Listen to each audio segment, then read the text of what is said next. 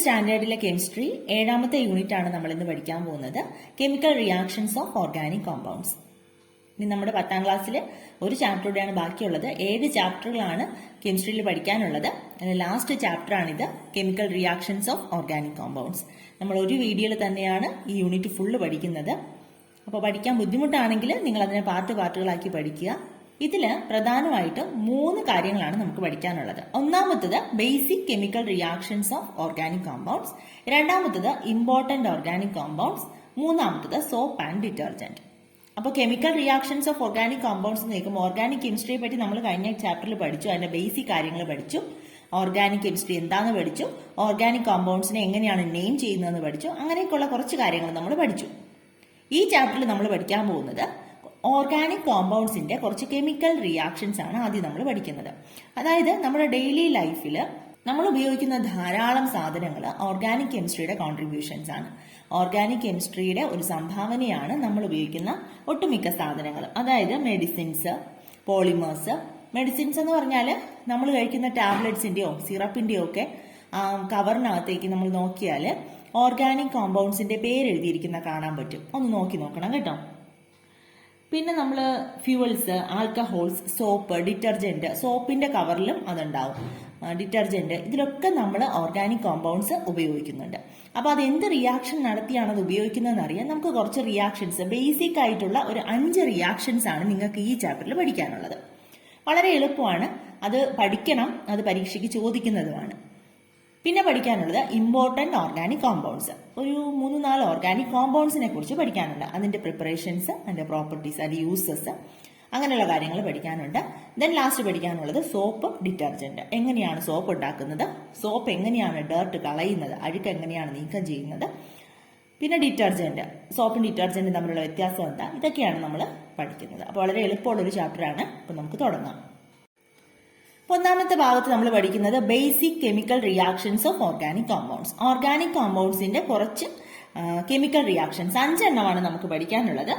അതിൽ ഒന്നാമത്തത് substitution reaction, രണ്ടാമത്തത് അഡിഷൻ റിയാക്ഷൻ, മൂന്നാമത്തത് പോളിമറൈസേഷൻ, നാലാമത്തത് കമ്പസ്റ്റൻ ഓഫ് ഹൈഡ്രോ കാർബൺസ്. ഇത് കമ്പസ്റ്റൻ എന്ന് കമ്പഷൻ എന്നും ഒക്കെ പറയാം കേട്ടോ. ശരിക്കുള്ള പ്രൊനൗൺസിയേഷൻ എന്ന് പറയുന്നത് കമ്പസ്റ്റൻ എന്നാണ്. അപ്പോൾ combustion of hydrocarbons, then thermal cracking. അപ്പൊ ഇത്രയും കെമിക്കൽ റിയാക്ഷൻസ് ആണ് നമുക്ക് പഠിക്കാനുള്ളത്. ബേസിക് ആയിട്ടുള്ള വളരെ കുറച്ച് കാര്യങ്ങളെ നമുക്ക് പഠിക്കാനുള്ളൂ. നമ്മളൊരു റിയാക്ഷൻ കണ്ടാൽ അത് ഏത് റിയാക്ഷൻ ആണെന്ന് തിരിച്ചറിയണം. അത് നമ്മൾ പഠിച്ചു വരുമ്പോൾ മനസ്സിലാകും. സബ്സ്റ്റിറ്റ്യൂഷൻ റിയാക്ഷൻ എന്ന് പറയുമ്പോൾ പേര് പോലെ തന്നെയാണ്, സബ്സ്റ്റിറ്റ്യൂട്ട് ചെയ്ത് നമ്മൾ ചെയ്യുന്ന ഒരു റിയാക്ഷൻ. അഡീഷൻ എന്ന് പറയുമ്പോൾ നമ്മൾ അതിനകത്തോട്ട് ആഡ് ചെയ്ത് വെക്കുന്നു. മൂന്നാമത്തെ പോളിമറൈസേഷൻ, അത് നിങ്ങൾക്ക് പുതിയ ടേമാണ്, നമുക്കത് പഠിക്കാം. ദെൻ കമ്പസ്റ്റൻ, ആ നമ്മൾ പഠിച്ചിട്ടുണ്ട്, കത്തുന്നത് അല്ലെ, കത്തുമ്പം കിട്ടുന്നത് എന്താണ്, അതൊക്കെയാണ് അതിൽ പഠിക്കുന്നത്. ദെൻ തെർമൽ ക്രാക്കിംഗ്, നമ്മൾ ഹീറ്റ് കൊടുക്കുമ്പോൾ എന്തൊക്കെയാണ് അവിടെ റിയാക്ഷൻസ് നടക്കുന്നത്, അത്. അപ്പോൾ ഇത്രയേ ഉള്ളൂ ഈ റിയാക്ഷൻസ്. അപ്പോൾ 5 റിയാക്ഷൻസ് ഓരോന്നായിട്ട് നമുക്ക് എന്താണെന്ന് നോക്കാം. ഒന്നാമത്തേത് സബ്സ്റ്റിറ്റ്യൂഷൻ റിയാക്ഷൻ. എന്താണ് സബ്സ്റ്റിറ്റ്യൂഷൻ റിയാക്ഷൻ? അതിന്റെ ഡെഫിനിഷൻ പറയുവാണെങ്കിൽ a reaction in which an atom or a group in a compound is replaced by another atom or a group is called substitution reaction. അതായത് ഒരു ആറ്റത്തിനെ റീപ്ലേസ് ചെയ്ത് മറ്റൊരു ആറ്റം വന്ന് ചേരുന്ന ആ ഒരു പ്രവർത്തനത്തിനെ, ആ ഒരു റിയാക്ഷനെയാണ് നമ്മൾ സബ്സ്റ്റിറ്റ്യൂഷൻ റിയാക്ഷൻ എന്ന് പറയുന്നത്. അപ്പൊ ഇവിടെ നോക്കിയാൽ ഒരു എക്സാമ്പിൾ പറയുമ്പോൾ നിങ്ങൾക്ക് കുറച്ചുകൂടെ ക്ലിയർ ആവും കേട്ടോ. CH4 + Cl2. CH4 എന്ന് പറയുന്നത് മീഥെയിൻ ആണ്. നമ്മൾ കഴിഞ്ഞ ചാപ്റ്ററിലും പഠിച്ചതാണ്. ഒരു ഓർഗാനിക് കോമ്പൗണ്ട് ആണ്, ഹൈഡ്രോ കാർബൺ ആണ്. CH4 മീഥെയിൻ ക്ലോറിനുമായിട്ട് റിയാക്ട് ചെയ്യുന്നു. ഇവിടെ സബ്സ്റ്റിറ്റ്യൂഷൻ റിയാക്ഷൻ എങ്ങനെയാണ് നടക്കുന്നതെന്ന് അറിയാൻ നമുക്ക് മീഥെയിനെ ഇങ്ങനെ ഒന്ന് എഴുതാം, സ്ട്രക്ചറൽ രൂപത്തിലൊന്ന് എഴുതാം. 4 കാർബൺ, 4 ഹൈഡ്രജൻ എഴുതി. ദെൻ ക്ലോറിൻ എത്ര എണ്ണം ഉണ്ട്? 2 എണ്ണം ക്ലോറിൻ. സബ്സ്റ്റിറ്റ്യൂഷൻ റിയാക്ഷൻ നടക്കാന്ന് പറഞ്ഞാൽ ഇതിലെ ഹൈഡ്രജൻ മാറി ക്ലോറിൻ വരണം. ഒരു ഹൈഡ്രജൻ മാറി ഒരു ക്ലോറിൻ വരും. അപ്പോൾ എത്ര ഹൈഡ്രജൻ ഉണ്ടോ അത്രയും ഹൈഡ്രജനെ നമുക്ക് റീപ്ലേസ് ചെയ്യാൻ പറ്റും. കാർബണിനെ റീപ്ലേസ് ചെയ്യാൻ പറ്റില്ല കേട്ടോ. എത്ര ഹൈഡ്രജൻ ഉണ്ടോ അത്രയും ഹൈഡ്രജനെ നമ്മൾ റീപ്ലേസ് ചെയ്ത് നമുക്കിതിനെ മാറ്റാൻ പറ്റും. അപ്പൊ റിയാക്ഷൻ എങ്ങനെ നടക്കുന്നത് നോക്കാം. നോക്കിയാൽ ഈ ഹൈഡ്രജനെ നമുക്ക് റീപ്ലേസ് ചെയ്ത് ഒരു ക്ലോറിനെ നമുക്ക് ഇതിനകത്തേക്ക് കൊണ്ടുവരാം. അപ്പൊ എങ്ങനെ കിട്ടും? CH, ഇവിടുത്തെ H മാറി Cl വരും. അപ്പൊ ആ എച്ച് ഉണ്ടല്ലോ, ഇവിടെ നിന്ന് ഒരു എച്ച് ഇങ്ങ് മാറിപ്പോയല്ലോ. ഈ എച്ചും ഇവിടെ വേറൊരു ക്ലോറിൻ ഉണ്ടായിരുന്നില്ലേ, ആ ക്ലോറിനും കൂടെ ചേർന്ന് HCl ആയിട്ട് മാറും. HCl. അപ്പോൾ ഇതിനെ നമ്മൾ ഈ സ്ട്രക്ചറൽ രൂപത്തിൽ അല്ലാതെ എഴുതിയാൽ എങ്ങനെ എഴുതാൻ പറ്റും? CH3Cl പ്ലസ് HCl അല്ലെ. നമ്മളിത് മനസ്സിലാക്കാനാണ് ഇങ്ങനെ സ്ട്രക്ചർ രൂപത്തിൽ എഴുതിയത്. ഇവിടെ നോക്കുവാണെങ്കിൽ എങ്ങനെ എഴുതാം? 2 ക്ലോറിൻ ആണ്, അതിൽ ഒരു ക്ലോറിൻ ഒരു ഹൈഡ്രജൻ മാറിയിട്ട് ആ ക്ലോറിൻ കൂടെ അങ്ങ് ചേരും. കൂടെ ചേരുമ്പോൾ എങ്ങനെ എഴുതാം? ഒരു ഹൈഡ്രജൻ മാറുമ്പോൾ CH3 ആയി, ഒരു ക്ലോറിൻ കൂടെ അങ്ങ് ചേർക്കുക. ഇനി അവിടുന്ന് മാറിയ ഹൈഡ്രജനും ഈ ക്ലോറിനിലെ ഒരു ക്ലോറിനും കൂടെ ചേർന്ന് HCl ആവും. ഇങ്ങനെ നമുക്ക് റിയാക്ഷൻ എഴുതുന്നത് ഇത് മനസ്സിലാക്കാൻ വേണ്ടിയിട്ട് ഇങ്ങനെ പറഞ്ഞേ ഉള്ളൂ. അപ്പൊ എത്ര ഹൈഡ്രജൻ ഉണ്ടോ അത്രയും ഹൈഡ്രജൻ ആയിട്ട് നമുക്ക് റീപ്ലേസ് ചെയ്യാൻ പറ്റും ക്ലോറിൻ കൊണ്ട്. അപ്പൊ ഇവിടുത്തെ ഹൈഡ്രജൻ എല്ലാം മാറ്റാൻ വേണ്ടി നമുക്ക് അടുത്ത് പിന്നെ ഒരു ക്ലോറിൻ മോളിക്യൂളും ഉണ്ട്. സബ്സ്റ്റിറ്റ്യൂഷൻ റിയാക്ഷൻ നടത്താമല്ലോ. എങ്ങനെ നടത്താം? ഇതിനൊന്ന് പിന്നെയും. അപ്പോൾ C, ഇവിടെ എല്ലാം ഹൈഡ്രജൻ, ഒരിടത്ത് ക്ലോറിൻ ഉണ്ട്. പിന്നെയും ക്ലോറിനുമായിട്ട് സബ്സ്റ്റിറ്റ്യൂഷൻ റിയാക്ഷൻ നടക്കുന്നു. അപ്പോൾ ഇതിലൊന്ന് ഒരു ഹൈഡ്രജൻ മാറി പിന്നെയും ഈ ക്ലോറിൻ ഇങ്ങോട്ട് വരുന്നു. അപ്പോൾ എങ്ങനെ എഴുതാം? ഹൈഡ്രജൻ ഹൈഡ്രജൻ, ഇവിടെ രണ്ടിടത്ത് ക്ലോറിനായി, ദെൻ HCl. ഈ Clലും ഇവിടെ നിന്ന് മാറിപ്പോയ Hും കൂടെ ചേർന്ന് HCl. ഇതിനെ നമുക്കല്ലാതെ എങ്ങനെ എഴുതാം? CH2Cl2 plus HCl. അപ്പൊ ഇങ്ങനെ സ്ട്രക്ചർ രൂപത്തിൽ എഴുതാതെ തന്നെ നമുക്ക് ഇതുപോലെ ഡയറക്റ്റ് ആയിട്ട് എഴുതാം. നോക്കി, 2 ക്ലോറിൻ ആറ്റം ഉണ്ട്, ഒരു കാർബൺ ആറ്റം ഉണ്ട്. അപ്പൊ നമ്മൾ കഴിഞ്ഞ ചാപ്റ്ററിൽ പഠിച്ചതാണ് ആ UPSC നെയിം ഒക്കെ, ഡൈക്ലോറോ മീഥെയ്ൻ. ഇനി ഇതുപോലെ തന്നെ അടുത്ത് നമുക്ക് പിന്നെയും എഴുതാം. അപ്പൊ ഇനി ഹൈഡ്രജൻ 2 ബാക്കിയുണ്ട്, അതിനെ നമുക്ക് എങ്ങനെ റീപ്ലേസ് ചെയ്യാം? നോക്കി, ഇനി ഇതെടുത്ത് എഴുതി ചെയ്താൽ മതിയല്ലോ. CH2Cl2 plus Cl2. ഇങ്ങനെയാണ് നിങ്ങൾക്ക് എക്സാമിന് ചോദിക്കുക കേട്ടോ. എന്നിട്ട് ഗീസ്, പിന്നെ ഇവിടെ A എന്നും B എന്നും ഒക്കെ കൊടുത്തേക്കും, എന്നിട്ട് അത് കണ്ടുപിടിക്കാൻ പറയും. അപ്പൊ അത് പ്രീവിയസ് ഇയേഴ്സ് ക്വസ്റ്റ്യൻസ് ഡിസ്കസ് ചെയ്യുമ്പോൾ നമുക്ക് നോക്കാം. അപ്പൊ CH2Cl2 പ്ലസ് Cl2 ഇതെങ്ങനെ റീപ്ലേസ് ചെയ്യും? ഇതിനകത്തുള്ള ഹൈഡ്രജൻ, ഒരു ഹൈഡ്രജൻ മാറി ഇവിടുത്തെ ഒരു ക്ലോറിൻ വരും. ഒറ്റയടിക്ക് 2 ഹൈഡ്രജൻ മാറി 2 ക്ലോറിൻ അങ്ങ് റീപ്ലേസ് ചെയ്തേക്കരുത്. ഒരു ക്ലോറിനാണ് റീപ്ലേസ് ചെയ്യുന്നത്. ആ റീപ്ലേസ് ചെയ്യുന്ന ക്ലോറിൻ ഇവിടെ വരും. പിന്നെ ഇവിടെ നിന്ന് പുറത്തു പോകുന്ന ആ ഹൈഡ്രജനും ഇവിടെ ബാക്കിയുള്ള ക്ലോറിനും കൂടെ ചേർന്ന് HCl ഉണ്ടാവും. അപ്പൊ അത് ഓർത്ത് വെക്കാം. ഇവിടെ നമ്മൾ നോക്കിയേ, CH, ഒരു ഹൈഡ്രജൻ പോയി, ദെൻ ഒരു ക്ലോറിൻ കൂടി, അപ്പോ CHCl3. ഈ ക്ലോറിന്റെ കൂടെ ഒന്ന് ആഡ് ചെയ്താൽ മതി. ഇങ്ങനെ തന്നെയാണ് റിയാക്ഷൻ, നിങ്ങൾക്ക് മനസ്സിലാകാൻ വേണ്ടിയിട്ട് പറഞ്ഞതാണ്. ശരിക്കും ഇതുപോലെ എഴുതി നോക്കാം. Cl3 plus HCl. ഇനി ഒരു ഹൈഡ്രജൻ കൂടെ ഇല്ലേ, അതിനെ നമുക്ക് പിന്നെയും ചെയ്യാലോ. CHCl3 plus Cl2. ഒരു ഹൈഡ്രജൻ മാറുക, Cl, എത്ര ഒരു ക്ലോറിൻ കൂടെ ചേരുമ്പോൾ Cl4, CCl4 പ്ലസ് HCl. CHCl3ക്ക് പറയുന്ന പേരെന്താ? 3 ക്ലോറിൻ വരുമ്പോൾ ട്രൈക്ലോറോ, ഒരു കാർബൺ ആറ്റമല്ലേ ഉള്ളൂ, അപ്പോൾ മീഥെയ്ൻ. അപ്പോൾ ട്രൈക്ലോറോ മീഥെയ്ൻ. നേരത്തെ ഡൈക്ലോറോ മീഥെയ്ൻ ആയിരുന്നു, ഇത് ട്രൈക്ലോറോ മീഥെയ്ൻ. UPSC നമ്മൾ എഴുതുന്നത് പോലെ തന്നെയാണ് കേട്ടോ. ഇനി ഇതാണെങ്കിലോ, 4 ക്ലോറിൻ ആറ്റം ഉണ്ട്, ഒരു കാർബണും. അപ്പൊ ഇതിനെന്താ പറയാ? ടെട്രാക്ലോറോ മീഥെയ്ൻ. ടെട്രാക്ലോറോ മീഥെയ്ൻ. ഈ CHCl3ക്ക് പറയുന്ന വേറൊരു പേരാണ് ക്ലോറോഫോം കേട്ടോ. നമ്മൾ കേട്ടിട്ടുണ്ട് ക്ലോറോഫോം, ബോധം കെടുത്താനൊക്കെ ഉപയോഗിക്കുന്ന സാധനമാണ് ക്ലോറോഫോം. അത് ട്രൈക്ലോറോ മീഥെയ്ൻ ആണ്. ഇത് ടെട്രാക്ലോറോ മീഥെയ്ൻ. അപ്പൊ ഇങ്ങനെയാണ് ഒരു സബ്സ്റ്റിറ്റ്യൂഷൻ റിയാക്ഷൻസ് ചോദിച്ചാൽ നമുക്ക് എഴുതാൻ പറ്റുന്നത്. അപ്പൊ such reactions are called substitution reaction. ഒരു ആറ്റമോ ഗ്രൂപ്പോ വേറൊരു ആറ്റത്തിനെ റീപ്ലേസ് ചെയ്ത് വന്നു ചേരുന്ന റിയാക്ഷൻസിനെയാണ് നമ്മൾ സബ്സ്റ്റിറ്റ്യൂഷൻ റിയാക്ഷൻ എന്ന് പറയുന്നത്. സാധാരണയായിട്ട് ഹൈഡ്രജനെ റീപ്ലേസ് ചെയ്താണ് നമ്മൾ ചെയ്യുന്നത്. എത്ര ഹൈഡ്രജൻ ആറ്റം ഉണ്ടോ അത്രയും ഹൈഡ്രജനെ നമുക്ക് റീപ്ലേസ് ചെയ്ത് എഴുതാൻ സാധിക്കും. അപ്പോൾ ഒരു എക്സാമ്പിളൂടെ എഴുതുമ്പോൾ നിങ്ങൾക്ക് കുറച്ചുകൂടെ ക്ലിയർ ആവും. ഇത് നിങ്ങളുടെ ടെക്സ്റ്റ് ബുക്കിലെ തന്നെ ക്വസ്റ്റ്യൻ ആണ്. പേജ് നമ്പർ 120, 120 ക്വസ്റ്റ്യൻ ആണ്. What are the compounds formed when CH3 ethane undergoes substitution reaction with chlorine? Write them. അപ്പൊ നമുക്ക് സബ്സ്റ്റിറ്റ്യൂഷൻ റിയാക്ഷൻ നടന്ന ഇക്വേഷൻസ് എഴുതാനാണ് പറഞ്ഞിരിക്കുന്നത്. CH3 നമ്മൾ നേരത്തെ കണ്ടത് CH4 മീഥെയ്ന്റെ മാത്രമാണ് കണ്ടത്. ഇത് ഈഥെയ്ൻ കണ്ടോ, 3 6 ഹൈഡ്രജൻ ആറ്റം ഉണ്ട്. അപ്പൊ 6 ഹൈഡ്രജൻ ആറ്റം നമ്മൾ ഹൈഡ്രജൻ ആറ്റത്തിനെയും നമ്മൾ റീപ്ലേസ് ചെയ്യുമ്പോൾ എത്ര റിയാക്ഷൻസ് നമുക്ക് കിട്ടും? 6 റിയാക്ഷൻസ് കിട്ടും. അപ്പൊ നമുക്ക് ഓരോന്നായിട്ട് എഴുതാം. CH3 ക്ലോറിനുമായിട്ടാണ് റിയാക്ട് ചെയ്യേണ്ടതെന്ന് പറഞ്ഞിട്ടുണ്ട്. അപ്പോൾ പ്ലസ് Cl2. എങ്ങനെ കിട്ടും? ഒരു ക്ലോറിൻ ഒരു ഹൈഡ്രജൻ, ഇവിടുത്തെ ഒരു ഹൈഡ്രജൻ മാറി ഒരു ക്ലോറിൻ ചേർക്കുക. അപ്പൊ ഇങ്ങനെ വരും CH3CH2, ഒരു ഹൈഡ്രജൻ പോയല്ലോ, അപ്പൊ CH2Cl പ്ലസ് HCl. ഇനി ഇതിനെ പിന്നെയും എടുത്ത് എഴുതുക. ഇവിടെ കിട്ടിയ പ്രോഡക്റ്റിനെ, ഇവിടെ നമ്മൾ എല്ലാ ഹൈഡ്രജനും റീപ്ലേസ് ചെയ്ത് ക്ലോറിൻ ആക്കിയില്ലല്ലോ, അതുകൊണ്ട് ഈ കിട്ടിയ പ്രോഡക്റ്റിനെ പിന്നെയും എടുത്ത് എഴുതുക. CH3CH2Cl plus Cl2, 2 chlorine atom. ഇതിലൊന്ന് ഒരു ഹൈഡ്രജൻ കൂടെ പോയിട്ട് ഒരു ക്ലോറിൻ കൂടെ ആഡ് ചെയ്യാം. അപ്പോൾ CH3 അതുപോലെ എഴുതുക. ദെൻ CH, ഇവിടെ നിന്ന് ഒരു ഹൈഡ്രജൻ പോയി, അപ്പോൾ CH മതി, പക്ഷെ ഒരു ക്ലോറിൻ വന്നു, അപ്പോൾ Cl2 പ്ലസ് HCl. HCl എങ്ങനെ കിട്ടിയെന്ന് അറിയാമല്ലോ, ഇവിടുത്തെ ക്ലോറിന് ഇവിടെ നിന്ന് പോയ ഹൈഡ്രജനും കൂടെ ചേർന്നുണ്ടായതാണ് HCl. ദെൻ ഇതിനെ പിന്നെ എടുത്ത് എഴുതുക. CH3CHCl2 plus Cl2. ഇങ്ങനെ എഴുതി ശീലിക്കുമ്പോൾ നിങ്ങൾക്ക് പെട്ടെന്ന് എഴുതാൻ പറ്റും കേട്ടോ. ഏത് ചോദിച്ചാലും നിങ്ങൾക്ക് എഴുതാൻ സാധിക്കും. ഇവിടെ ഇതിന് പകരം ഏത് ചോദിച്ചാലും എഴുതാൻ പറ്റും. അപ്പൊ ഇവിടെ നോക്കി, ഇവിടുത്തെ ഹൈഡ്രജൻ കൂടെ മാറ്റാം. CH3 അതുപോലെ എഴുതുക. ആദ്യം ഒരു CH3യുടെ മാത്രം മാറ്റുക കേട്ടോ, അത് കഴിഞ്ഞിട്ട് മറ്റേ CH3യുടെ ഹൈഡ്രജൻ മാറ്റാം. അപ്പൊ ഇവിടുത്തെ ഹൈഡ്രജൻ മാറിയിട്ട് ഹൈഡ്രജൻ ഇനി വേണ്ടല്ലോ, CCl3 പ്ലസ് HCl. ഇനി ഇതിനെടുക്കുക, ഇതിൽ അടുത്ത 3 ഹൈഡ്രജൻ കൂടെ മാറ്റണമല്ലോ, അപ്പോൾ CH3CCl3 പ്ലസ് Cl2. ഇനി ഈ CCl3 ഒന്നും ചെയ്യണ്ട, ഇവിടുത്തെ ഹൈഡ്രജൻ ഒരു ഹൈഡ്രജൻ മാറ്റുക. എങ്ങനെ മാറ്റും? നേരത്തെ ചെയ്തതുപോലെ തന്നെ. CH2 ഒരു ക്ലോറിൻ കൂടെ വന്നു ചേർന്നു പ്ലസ് HCl. ഇവിടെ ഒരു CCl3 ഉണ്ട്, CCl3 പ്ലസ് HCl. ഇതിനെ പിന്നെ എടുത്ത് എഴുതുക. CH2Cl CCl3 plus Cl2. ഇവിടുത്തെ ഒരു ഹൈഡ്രജൻ കൂടെ മാറ്റുക, CH, ഒരു ക്ലോറിൻ കൂടെ വന്നു ചേരും, അപ്പൊ Cl2 CCl3 plus HCl. Then ഇതിനെ പിന്നെ എടുത്ത് എഴുതുക.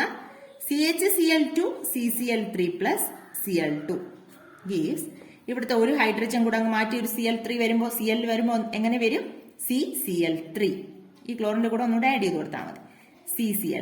CCl3 plus HCl. ഇനി ഇവിടെ റീപ്ലേസ് ചെയ്യാനുണ്ടോ? ഹൈഡ്രജൻ ഒന്നുമില്ല, അപ്പൊ റീപ്ലേസ് ചെയ്യാനില്ല. അപ്പോൾ ഈ കോമ്പൗണ്ടിന്റെ സബ്സ്റ്റിറ്റ്യൂഷൻ റിയാക്ഷൻസ് എന്ന് പറയുന്നത്, ക്ലോറിനുമായിട്ട് സബ്സ്റ്റിറ്റ്യൂട്ട് ചെയ്യുമ്പോൾ നടക്കുന്ന റിയാക്ഷൻസ് എന്ന് പറയുന്നത് ഇത്രയുമാണ്. അപ്പോൾ മനസ്സിലായല്ലോ, ഇതാണ് സബ്സ്റ്റിറ്റ്യൂഷൻ റിയാക്ഷൻ.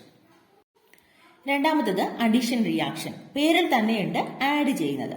അപ്പൊ നോക്കിയാൽ, unsaturated compounds react with other molecules to form saturated compounds. These reactions are called addition reactions. ഇപ്പൊ സാച്ചുറേറ്റഡ് കോമ്പൗണ്ട്സ് എന്ന് പറഞ്ഞാൽ നമുക്കറിയാം, double bond or triple bonded കോമ്പൗണ്ട്സിനെയാണ് അൺസാച്ചുറേറ്റഡ് കോമ്പൗണ്ട്സ് എന്ന് പറയുന്നത്. അതായത് കാർബൺ ആറ്റങ്ങൾക്കിടയിൽ ഡബിൾ ബോണ്ടോ ട്രിപ്പിൾ ബോണ്ടോ വരുന്ന കോമ്പൗണ്ട്സിനെയാണ് നമ്മൾ അൺസാച്ചുറേറ്റഡ് കോമ്പൗണ്ട്സ് എന്ന് പറയുന്നത്. ഈ അൺസാച്ചുറേറ്റഡ് കോമ്പൗണ്ട്സ് അതർ മോളിക്യൂൾസുമായിട്ട് റിയാക്ട് ചെയ്യുമ്പോൾ, വേറെ മോളിക്യൂൾസുമായിട്ട് റിയാക്ട് ചെയ്യുമ്പോൾ, സാധാരണയായിട്ട് ഇവിടെ റിയാക്ട് ചെയ്യുന്ന മോളിക്യൂൾസ് എന്ന് പറയുന്നത് ക്ലോറിൻ, ബ്രോമിൻ, HBr, HCl ഇങ്ങനെയുള്ള മോളിക്യൂൾസ് ആണ് സാധാരണയായിട്ട് നിങ്ങൾക്ക് ചോദിക്കുന്നത് കേട്ടോ. സാധാരണയായിട്ട് അഡിഷൻ റിയാക്ഷനിൽ വരുന്ന മോളിക്യൂൾസ് എന്ന് പറയുന്നത്. ഈ മോളിക്യൂൾസുമായിട്ട് റിയാക്ട് ചെയ്ത് അൺസാച്ചുറേറ്റഡ് കോമ്പൗണ്ട്സ് എന്തായിട്ട് മാറും? സാച്ചുറേറ്റഡ് കോമ്പൗണ്ട്സ് ആയിട്ട് മാറും. അതായത് സിംഗിൾ ബോണ്ടഡ് കോമ്പൗണ്ട്സ് ആയിട്ട് മാറും. ഇങ്ങനെയുള്ള റിയാക്ഷൻസിനെ പറയുന്ന പേരാണ് അഡിഷൻ റിയാക്ഷൻ. അതിന്റെ ഡെഫിനിഷൻ പറയുവാണെങ്കിൽ, reactions in which unsaturated organic compounds with double bond or triple bond react with other molecules to form saturated compounds. Such reactions are called addition reactions. ഒരു example പറയുമ്പോൾ നിങ്ങൾക്ക് മനസ്സിലാവും കേട്ടോ. എക്സാമ്പിൾ തന്നിട്ട് ചോദിക്കും, നിങ്ങൾക്ക് ചോദിച്ചിട്ടുണ്ട് അഡിഷൻ റിയാക്ഷൻ ആണോ സബ്സ്റ്റിറ്റ്യൂഷൻ റിയാക്ഷൻ ആണോ, പിന്നെ നമ്മൾ ഇനി പഠിക്കാൻ പോകുന്ന 3 റിയാക്ഷൻസ് ഉണ്ട്, അതിലേതെങ്കിലും ആണോ എന്ന് ചോദിക്കുക. അപ്പൊ തിരിച്ചറിയാൻ കഴിയണം. അപ്പൊ ഇത്രയും ഓർത്തിരിക്കാം, ഡബിൾ ബോണ്ട് അല്ലെങ്കിൽ ട്രിപ്പിൾ ബോണ്ട് വരുന്ന കോമ്പൗണ്ട്സ് ഏതെങ്കിലും മോളിക്യൂൾസുമായിട്ട് റിയാക്ട് ചെയ്ത് സിംഗിൾ ബോണ്ട് ആയിട്ടുള്ള കോമ്പൗണ്ട്സ് കിട്ടും. അതിനെയാണ് നമ്മൾ അഡിഷൻ റിയാക്ഷൻസ് എന്ന് പറയുന്നത്. അഡിഷൻ നടക്കുന്നത് വേറൊന്നുമല്ല, ഈ കൊടുക്കുന്ന മോളിക്യൂൾസ് ആഡ് ചെയ്ത് പോയിരിക്കും. അപ്പോൾ ഒരു എക്സാമ്പിൾ നോക്കാം, അപ്പൊ നിങ്ങൾക്ക് കുറച്ചുകൂടെ ക്ലിയർ ആയിട്ട് മനസ്സിലാകും. നോക്കാം. CH2 ഡബിൾ ബോണ്ട് CH2, ഇതെന്താണ്? ഈഥീൻ അല്ലേ? ഒരു ആൽക്കീൻ ആണ് ഡബിൾ ബോണ്ട് വന്നപ്പോ 2 കാർബൺ ആറ്റം ഉണ്ട്. അപ്പൊ എത്താണ് നമ്മുടെ റൂട്ട് വേർഡ് എന്ന് പറയുന്നത്. അപ്പോ ഈഥീൻ. ഇത് ഹൈഡ്രജനുമായിട്ട് റിയാക്ട് ചെയ്യാം. ക്ലോറിൻ, ഹൈഡ്രജൻ ഒക്കെ ഉണ്ട് കേട്ടോ. ആഡ് ചെയ്യാം. ഹൈഡ്രജൻ ഇതിനകത്തേക്ക് ആഡ് ചെയ്യുവാണ്. 2 ഹൈഡ്രജൻ ആറ്റം, അതായത് ഹൈഡ്രജൻ മോളിക്യൂള് ഇതിനകത്തേക്ക് ആഡ് ചെയ്യുവാണ്. ആഡ് ചെയ്യുമ്പോൾ എങ്ങനെയാ വരുന്നത് നോക്കിയേ. നിക്കൽ കാറ്റലിസ്റ്റിന്റെ പ്രസൻസിലാണ് കേട്ടോ. നിക്കൽ കാറ്റലിസ്റ്റിന്റെ പ്രസൻസിൽ ഈഥീൻ ഹൈഡ്രജനുമായിട്ട് ആഡ് ചെയ്യുമ്പോൾ എങ്ങനെയാ കിട്ടുന്നത് നോക്കാം നമുക്ക്. അപ്പോൾ ഇതിനെ നമുക്ക് ആദ്യം സ്ട്രക്ചർ രൂപത്തിലൊന്ന് എഴുതി നോക്കാം, നേരത്തെ നമ്മൾ കണ്ടതുപോലെ. അപ്പൊ കുറച്ചുകൂടെ ക്ലിയർ ആയിട്ട് മനസ്സിലാകും. അത് കഴിഞ്ഞ് നമുക്ക് ഇതുപോലെ തന്നെ എഴുതാം. നോക്കിയേ, 2 hydrogen, double bond C, 2 hydrogen. ഇനി നമുക്ക് ആഡ് ചെയ്യേണ്ടത് 2 ഹൈഡ്രജൻ ആണ് അല്ലെ. ഈ ഹൈഡ്രജൻ എന്ത് ചെയ്യുന്നറിയോ? ഒന്നാമത്തെ ഹൈഡ്രജൻ ചെന്ന് ഒന്നാമത്തെ കാർബണിൽ ആഡ് ചെയ്യും. അങ്ങനെ നിർബന്ധമൊന്നുമില്ല. ഒരു ഹൈഡ്രജൻ ആദ്യത്തേൽ പോവും, ഒരു ഹൈഡ്രജൻ രണ്ടാമത്തേൽ പോവും. ഇങ്ങനെ പോകുന്ന സമയത്ത് ഈ ഡബിൾ ബോണ്ട് മാറി ഇവിടെ എന്താകും? Single bond. അതിനും കാരണമുണ്ട്, നമ്മൾ പഠിച്ചിട്ടുണ്ട് കാർബണിന്റെ വാലൻസി 4 ആണ്. ഒരു ഹൈഡ്രജൻ ഇവിടെ വന്ന് അറ്റാച്ച് ചെയ്യുമ്പോൾ നമുക്ക് 5 ബോണ്ട് ആവും. 5 ബോണ്ട് വേണോ? വേണ്ട, 4 ബോണ്ട് മതി. അപ്പോൾ ഈ ബോണ്ട് അങ്ങ് ബ്രേക്ക് ചെയ്ത് ഒറ്റ ബോണ്ടാകും, സിംഗിൾ ബോണ്ട്. നോക്കിയേ, കാർബണിന് 2 ഹൈഡ്രജൻ നേരത്തെ ഉണ്ടായിരുന്നു, പിന്നെ 2 ഹൈഡ്രജൻ നേരത്തെ ഉണ്ടായിരുന്നു. ഇനി ഒരു ഹൈഡ്രജൻ ഇപ്പൊ ഇവിടെ വന്ന് ആഡ് ചെയ്തു. ഇതിലെ ഒരു ഹൈഡ്രജൻ മറ്റേ ഹൈഡ്രജൻ ഇപ്പുറത്ത് വന്ന് ആഡ് ചെയ്തു. അപ്പൊ ഇനി ഇവിടെ ഡബിൾ ബോണ്ട് വേണോ? വേണ്ട, സിംഗിൾ ബോണ്ട്. അപ്പൊ ഇങ്ങനെ കിട്ടും. ഇതിന് നമുക്ക് അല്ലാതെ എങ്ങനെ എഴുതാം? CH3, ഇത് മാത്രമായിട്ട് CH3, then single bond CH3. അതാണ് ഇവിടെ വരുന്ന കോമ്പൗണ്ട് എന്ന് പറയുന്നത്. അതായത് ഇവിടെ നിന്ന് തന്നെ നമുക്ക് ചെയ്യാം. ഹൈഡ്രജനിലെ ഒരു ഹൈഡ്രജനെ എടുത്ത് ഇവിടെ ആഡ് ചെയ്യാം, ഒരു ഹൈഡ്രജനെ എടുത്ത് ഇവിടെ ആഡ് ചെയ്യാം, സിംഗിൾ ബോണ്ട് കൊടുക്കാം. നോക്കിയേ, CH2 എന്നുള്ളത് ഒരു ഹൈഡ്രജൻ ആഡ് ചെയ്യുമ്പോൾ എന്താവും? CH3. സിംഗിൾ ബോണ്ട് കൊടുക്കാം. മറ്റേ ഹൈഡ്രജൻ ഇവിടെ ഒന്ന് ആഡ് ചെയ്യുമ്പോൾ CH3. ഇത് ഹൈഡ്രജൻ ആയതുകൊണ്ടാണ് നമ്മൾ ഹൈഡ്രജന്റെ കൂടെ കൂട്ടി എഴുതിയത് കേട്ടോ. ക്ലോറിൻ ആയിരുന്നുവെങ്കിലോ, ക്ലോറിൻ ഇവിടെ ചേർത്ത് എഴുതിയാൽ ഒരു ക്ലോറിൻ ഇവിടെ കൊടുക്കും. അപ്പൊ CH2Cl ആകും. ഒരു സിംഗിൾ ബോണ്ട് കൊടുക്കാം, ദെൻ ഒരു ക്ലോറിൻ ഇവിടെ ചേർക്കുക, CH2Cl. സെയിം ആണെങ്കിൽ മാത്രമാണ് നമ്മൾ ആഡ് ചെയ്ത് ചേർത്ത് എഴുതുന്നത്. മറ്റത് അതിന്റെ കൂടെ അങ്ങ് എഴുതിയാൽ മതി. നമുക്ക് വേറൊരു എക്സാമ്പിളൂടെ നോക്കാം. ഇതിനകത്തേക്ക് ക്ലോറിൻ ആഡ് ചെയ്യുന്നു. CH3, single bond CH, double bond CH2. അതിനകത്തേക്ക് നമ്മൾ എന്ത് ആഡ് ചെയ്യുന്നു? ക്ലോറിൻ ആഡ് ചെയ്യുന്നു. നേരത്തെ ഹൈഡ്രജൻ ആണ് ആഡ് ചെയ്തത്. അതിരിക്കട്ടെ, ഈ കോമ്പൗണ്ടിന്റെ പേരെന്താ? IUPAC എങ്ങനെ നമുക്ക് എഴുതാം? ആൽക്കീൻ ആണ്. എത്ര കാർബൺ ആറ്റം ഉണ്ട്? 1, 2, 3. 3 കാർബൺ ആറ്റം വരുമ്പോൾ അതെന്താണ്? പ്രൊപ്പ്. അപ്പോൾ പ്രൊപ്പീൻ. ആൽക്കീൻ വന്നതുകൊണ്ട് പ്രൊപ്പീൻ. ഇതൊക്കെ നമ്മൾ വിശദമായിട്ട് കഴിഞ്ഞ ചാപ്റ്ററിൽ കണ്ടതാണ്. അപ്പോൾ ഇതിന്റെ ഈ വീഡിയോയുടെ ഡിസ്ക്രിപ്ഷൻ ബോക്സിൽ 10ാം ക്ലാസ്സിലെ എല്ലാ ചാപ്റ്റേഴ്സിന്റെയും കൂടെയുള്ള പ്ലേലിസ്റ്റിന്റെ ലിങ്ക് കൊടുത്തേക്കാം കേട്ടോ. അപ്പോൾ ഏതെങ്കിലും ചാപ്റ്റേഴ്സ് നിങ്ങൾക്ക് വേണമെങ്കിൽ അതിലൊന്നെടുത്ത് കാണാവുന്നതാണ്. ക്ലോറിൻ ആഡ് ചെയ്യുന്നു. ക്ലോറിൻ ആഡ് ചെയ്യുമ്പോൾ ഓർക്കുക, ഡബിൾ ബോണ്ട് വരുന്ന കാർബൺ ആറ്റത്തിലാണ് നമ്മൾ ആഡ് ചെയ്യേണ്ടത്. അപ്പോൾ ഇതിലെ ഒരു ക്ലോറിൻ ആറ്റം ഈ കാർബൺ ആറ്റത്തിലേക്ക് ആഡ് ചെയ്യുക, ഒരു ക്ലോറിൻ ആറ്റം ഈ കാർബൺ ആറ്റത്തിലേക്ക് ആഡ് ചെയ്യുക. ആഡ് ചെയ്യാന്ന് പറയുമ്പോൾ ക്ലോറിൻ ആയതുകൊണ്ട് ചേർത്ത് എഴുതിയാൽ മതി. ഹൈഡ്രജൻ ആയിരുന്നുവെങ്കിൽ ഇതിൽ കൂട്ടി എഴുതിയാൽ മതിയായിരുന്നു. അപ്പൊ എങ്ങനെ എഴുതാം? CH3 അതുപോലെ എഴുതി, ദെൻ CH, ഒരു ക്ലോറിൻ CHCl. ഡബിൾ ബോണ്ട് എന്നുള്ളത് സിംഗിൾ ബോണ്ട് ഇട്ടാൽ മതി. അടുത്ത് CH2, അവിടെ ഒന്നും ഒരു മാറ്റവും ഇല്ല, ബാക്കിയുള്ള ഒരു ക്ലോറിൻ. ഇതിന് വിശദമായിട്ട് എഴുതേണ്ട കാര്യമില്ലല്ലോ. CH3, CHCl, CH2Cl. ഇനി ഇങ്ങനെ വരുന്ന കോമ്പൗണ്ടിന്റെ IUPAC നെയിം കൂടെ ചിലപ്പോൾ എഴുതാൻ ചോദിക്കാറുണ്ട് എക്സാമിന്. ഇതിന്റെ IUPAC നെയിം എങ്ങനെ എഴുതാം? ഇങ്ങനെ എഴുതുമ്പോൾ കൺഫ്യൂഷൻ ആകുന്നുണ്ടെങ്കിൽ ഈ ഫങ്ഷണൽ ഗ്രൂപ്പ് ഉണ്ടല്ലോ ക്ലോറിൻ, അതിനെ നമുക്ക് വേണമെങ്കിൽ ബ്രാഞ്ച് ആയിട്ട് ഇടാം. എങ്ങനെ എഴുതാം? ഇതിനെ നമുക്ക് എങ്ങനെ തന്നെ എഴുതാം? Or CH3, CH, Cl, CH2, Cl. ഇപ്പൊ പേരെഴുതാൻ എളുപ്പമല്ലേ? നമ്മൾ നമ്പർ ഇടുന്നു 1, 2, 3. ഒന്നാമത്തെ രണ്ടാമത്തെയും പൊസിഷനിൽ ക്ലോറിൻ ഗ്രൂപ്പ് ഉണ്ട്. നമ്മൾ എങ്ങനെ എഴുതും? ആദ്യം പൊസിഷൻ നമ്പർ എഴുതും 1, 2, ഒരു ഹൈഫോൺ കൊടുക്കും. 2 ക്ലോറിൻ വന്നതുകൊണ്ട് ഡൈക്ലോറോ. ദെൻ 3 കാർബൺ ആറ്റം വരുമ്പോൾ എന്താ പേര്? മെത്ത്, എത്ത്, പ്രൊപ്പ്. പ്രൊപ്പാണ്. ദെൻ ആൽക്കെയിൻ ആണ്, അപ്പോ പ്രൊപ്പെയിൻ. അപ്പൊ ഇങ്ങനെ പേരെഴുതാനും ചോദിക്കാറുണ്ട് കേട്ടോ. ഇങ്ങനെ കിട്ടുന്ന പ്രോഡക്റ്റ് എന്താ, അതിന്റെ പേര്, IUPAC പേരെന്താന്ന്. അപ്പൊ ഇങ്ങനെയാണ് ചെയ്യാം. ഇനി വേറൊരെണ്ണം നോക്കിയേ, നമ്മൾ ഡബിൾ ബോണ്ട് വരുന്നത് കണ്ടു ഇല്ലേ? ഡബിൾ ബോണ്ട് വരുന്ന, അതായത് അൺസാച്ചുറേറ്റഡ് കോമ്പൗണ്ടിനെ മോളിക്യൂൾസുമായിട്ട് ആഡ് ചെയ്ത് സാച്ചുറേറ്റഡ് കോമ്പൗണ്ടാക്കി മാറ്റുന്നത് കണ്ടു. ട്രിപ്പിൾ ബോണ്ട് വരുമ്പോൾ എങ്ങനെയാന്ന് നോക്കാം. ട്രിപ്പിൾ ബോണ്ട് വരുമ്പോൾ ഇവിടെ ഹൈഡ്രജൻ ആണ് ആഡ് ചെയ്യുന്നത്. ഇവിടെ ഇതെന്ത് കോമ്പൗണ്ട് ആണ്? ഈഥൈൻ. ആൽക്കൈൻ അല്ലേ ഇത്, 2 കാർബൺ ആറ്റം ഉണ്ട്, അപ്പോൾ എത്താണ് ഇതായി. ഇനി ഇവിടേക്ക് ഹൈഡ്രജൻ ആഡ് ചെയ്യുമ്പോൾ ഒരു ഹൈഡ്രജൻ ഇങ്ങോട്ട് പോവുക, മറ്റേ ഹൈഡ്രജൻ ഇങ്ങോട്ട് പോവുക. അപ്പോൾ ഒരു ബോണ്ട് നമുക്ക് മാറ്റാൻ പറ്റും. എങ്ങനെ ചെയ്യും? CH ഡബിൾ ബോണ്ട്, ഒരു ബോണ്ടേ മാറത്തുള്ളൂ കേട്ടോ. ഒരു ഹൈഡ്രജൻ അല്ലേ ആഡ് ചെയ്ത്, CH2 ആണ്, ഒരു ഹൈഡ്രജൻ ആഡ് ചെയ്തു, CH2 ഡബിൾ ബോണ്ട് CH, ഇതിന്റെ കൂടെ ഒരു ഹൈഡ്രജൻ കൂടെ ആഡ് ചെയ്താൽ CH2, 2 ഹൈഡ്രജനും ആയി. ഇനി നമുക്ക് ഇതിനെ സിംഗിൾ ബോണ്ട് ആക്കണ്ടേ? സിംഗിൾ ബോണ്ട് ആക്കണമെങ്കിൽ എന്ത് ചെയ്യും? പിന്നെയും CH2 ഡബിൾ ബോണ്ട് CH2നെ ഒരു ഹൈഡ്രജൻ മോളിക്യൂൾ കൊണ്ടുകൂടി ആഡ് ചെയ്യാം. ഇനി ആഡ് ചെയ്യുമ്പോൾ ഒരു ഹൈഡ്രജൻ ആദ്യത്തെ കാർബൺ ആറ്റത്തിനോട് പോവും, രണ്ടാമത്തെ ഹൈഡ്രജൻ രണ്ടാമത്തേൽ ചെന്ന് ചേരും. അപ്പോൾ എങ്ങനെ ചെയ്യാം? CH3 സിംഗിൾ ബോണ്ട് ആകുന്നു, ദെൻ CH3. അപ്പോൾ ഇതെന്തായി? ഈഥെയ്ൻ. അൺസാച്ചുറേറ്റഡ് ആയിട്ടുള്ള ഒരു കോമ്പൗണ്ട് സാച്ചുറേറ്റഡ് കോമ്പൗണ്ട് ആയി, സിംഗിൾ ബോണ്ടഡ് ആയി. അപ്പോൾ ഇങ്ങനെ മോളിക്യൂൾസ് ആഡ് ചെയ്യുമ്പോൾ, അപ്പോൾ ഇങ്ങനെ നടക്കുന്ന റിയാക്ഷൻസിന് പറയുന്ന പേരാണ് അഡിഷൻ റിയാക്ഷൻ. അപ്പോൾ നമ്മൾ സബ്സ്റ്റിറ്റ്യൂഷൻ റിയാക്ഷൻ കണ്ടു. ഹൈഡ്രജൻ ആറ്റത്തിനെ റീപ്ലേസ് ചെയ്ത്, ഏതെങ്കിലും ഒരു ആറ്റത്തിനെ കാർബണിനെ റീപ്ലേസ് ചെയ്യരുത് കേട്ടോ. ഹൈഡ്രജൻ ആറ്റമാണ് സാധാരണയായിട്ട് റീപ്ലേസ് ചെയ്യാൻ കിട്ടുന്നത്. റീപ്ലേസ് ചെയ്ത് മറ്റൊരു ആറ്റം വന്ന് ചേരുന്നതിനെയാണ് നമ്മൾ സബ്സ്റ്റിറ്റ്യൂഷൻ റിയാക്ഷൻ എന്ന് പറയുന്നത്. അഡിഷൻ റിയാക്ഷൻ എന്ന് പറഞ്ഞാൽ വെറുതെ നമ്മൾ അങ്ങ് ആഡ് ചെയ്ത് വെക്കുന്നു. ആഡ് ചെയ്യാൻ തരുന്നതിന് നമ്മൾ ആഡ് ചെയ്യുന്നു. പക്ഷെ ഒരു കാര്യം ഓർക്കുക, അൺസാച്ചുറേറ്റഡ് കോമ്പൗണ്ട്സിലാണ് ആഡ് ചെയ്യാൻ തരുന്നത്. ആഡ് ചെയ്ത് കഴിയുമ്പോൾ അത് സാച്ചുറേറ്റഡ് കോമ്പൗണ്ട് ആയിട്ട് മാറും, സിംഗിൾ ബോണ്ട് ആയിട്ട് മാറും. ഡബിൾ ബോണ്ടോ ട്രിപ്പിൾ ബോണ്ടോ ആയിട്ടുള്ള കോമ്പൗണ്ട്സിന്റെ കൂടെ നമ്മൾ മോളിക്യൂൾസ് ആഡ് ചെയ്യുമ്പോൾ അത് എന്തായിട്ട് മാറും? സിംഗിൾ ബോണ്ടഡ് കോമ്പൗണ്ട്സ് ആയിട്ട് മാറും. അങ്ങനെയുള്ള റിയാക്ഷൻസിനെയാണ് നമ്മൾ അഡിഷൻ റിയാക്ഷൻസ് എന്ന് പറയുന്നത്. നിങ്ങളുടെ ടെക്സ്റ്റ് ബുക്കിലെ ടേബിൾ 7.1 എന്നുള്ള ടേബിൾ എടുത്ത് അതിനകത്ത് ഈ റിയാക്ഷൻ നമ്മളിപ്പോൾ പഠിച്ച അഡിഷൻ റിയാക്ഷന്റെ ഒരു ടേബിൾ തന്നിട്ടുണ്ട്, അതിനെ കംപ്ലീറ്റ് ചെയ്യാം. നോക്കിയാൽ chemical reaction, product, IUPAC, name of the product. CH2 double bond CH2 plus Cl2. എന്ത് ചെയ്യും? ക്ലോറിൻ, ഒരു ക്ലോറിൻ ഇപ്പുറത്തേക്ക് ആഡ് ചെയ്യുന്നു, ഒരു ക്ലോറിൻ ഇവിടേക്ക് ആഡ് ചെയ്യുന്നു. എഴുതാമല്ലോ, ഒന്നും മാറ്റമില്ല, ചേർത്തങ്ങ് എഴുതിയാൽ മതി. CH2Cl single bond CH2Cl. എന്താ അതിന്റെ പേര് എഴുതുക? IUPAC നെയിം എങ്ങനെ എഴുതും? ഇങ്ങനെ എഴുതുമ്പോൾ IUPAC എഴുതാൻ പറ്റിയില്ലെങ്കിൽ നിങ്ങൾ ബ്രാഞ്ച് ആയിട്ട് എഴുതി നോക്കുക കേട്ടോ. വേറെ ബുക്കിൽ എഴുതി നോക്കുക. CH2Cl ഇങ്ങനെ വരും, CH2Cl ഇങ്ങനെ വരും.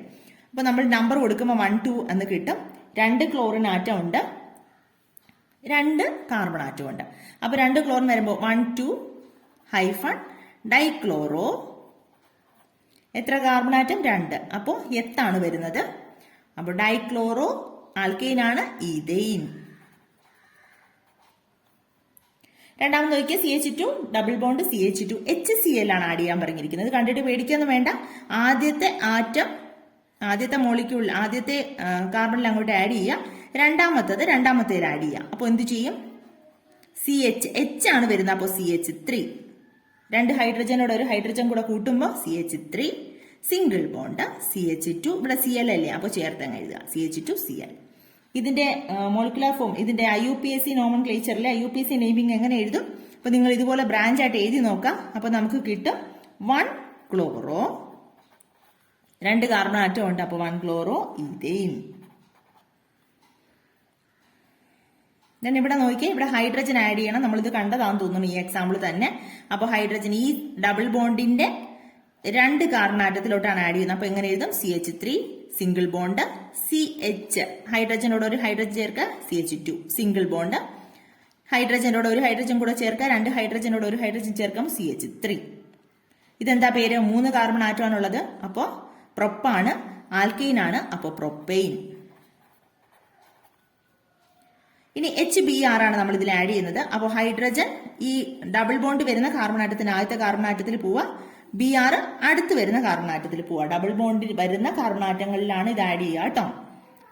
അപ്പോൾ CH3 അതുപോലെ എഴുതുക, സിംഗിൾ ബോണ്ട് CH, ഒരു H ഉണ്ട്, ഒരു ഹൈഡ്രജൻ കൂടെ ആകുമ്പോൾ CH2, then single bond CH, ഈ Br അതിനോട് ചേർക്കുക, CHBr, ദെൻ CH3 അതുപോലെ. ഇതിന്റെ പേരെങ്ങനെയാ എഴുതുക? കൺഫ്യൂഷൻ ഉണ്ടെങ്കിൽ ഈ Br താഴെ എഴുതുക കേട്ടോ. ഇതിന്റെ കൂടെ താഴെ ബോണ്ടിട്ട് എഴുതി നോക്കുക. നെയിം ചെയ്യുമ്പോൾ ഇങ്ങനെ എഴുതുമ്പോൾ ഇങ്ങനെ എഴുതിയാൽ മതി, നെയിം ചെയ്യുമ്പോൾ കിട്ടുന്നില്ല എന്നുണ്ടെങ്കിൽ.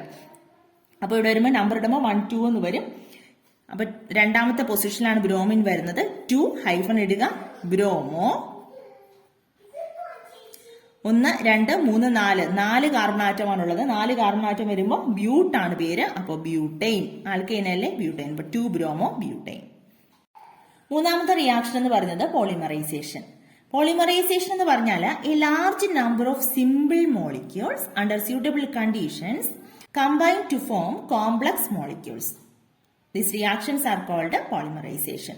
അതായത് large number of simple molecules under suitable കണ്ടീഷൻസിൽ, അനുയോജ്യമായിട്ടുള്ള കണ്ടീഷൻസിൽ കമ്പൈൻ ചെയ്ത് കോംപ്ലക്സ് മോളിക്യൂൾ ആയിട്ട് മാറും. സിമ്പിൾ ആയിട്ടിരിക്കുന്ന മോളിക്യൂൾസ്, കുറച്ച് സിമ്പിൾ മോളിക്യൂൾസ് കമ്പൈൻ ചെയ്ത് വലിയ കോംപ്ലക്സ് മോളിക്യൂൾ ആയിട്ട് മാറും.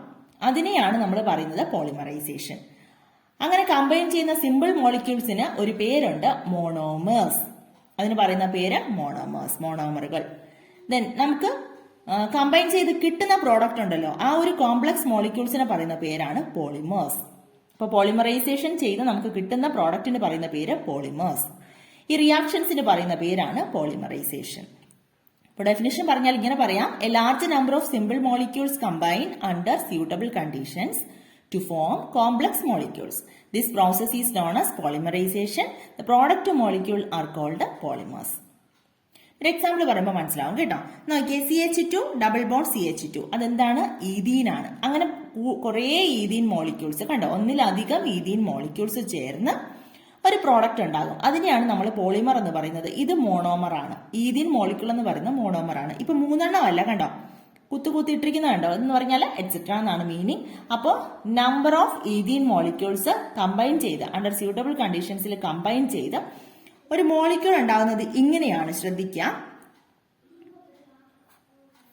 ആദ്യത്തെ CH2 എങ്ങനെയാകുമെന്ന് അറിയോ? CH2 സിംഗിൾ ബോണ്ട് CH2, ഇതിനോട് ചേരാൻ പോവാണ് സിംഗിൾ ബോണ്ട്. ഈ ഡബിൾ ബോണ്ട് മാറി സിംഗിൾ ബോണ്ട് ആകും.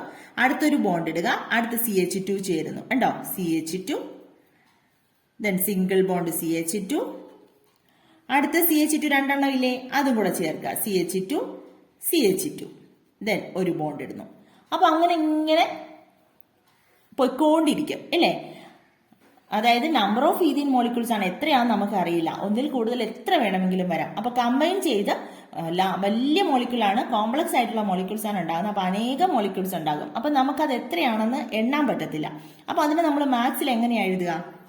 N ഇട്ട് റെപ്രസെന്റ് ചെയ്യും അല്ലേ, N CH2 ഇങ്ങനെ ഇട്ടാൽ എന്താ അർത്ഥം? എത്ര വേണേലും ആകാം.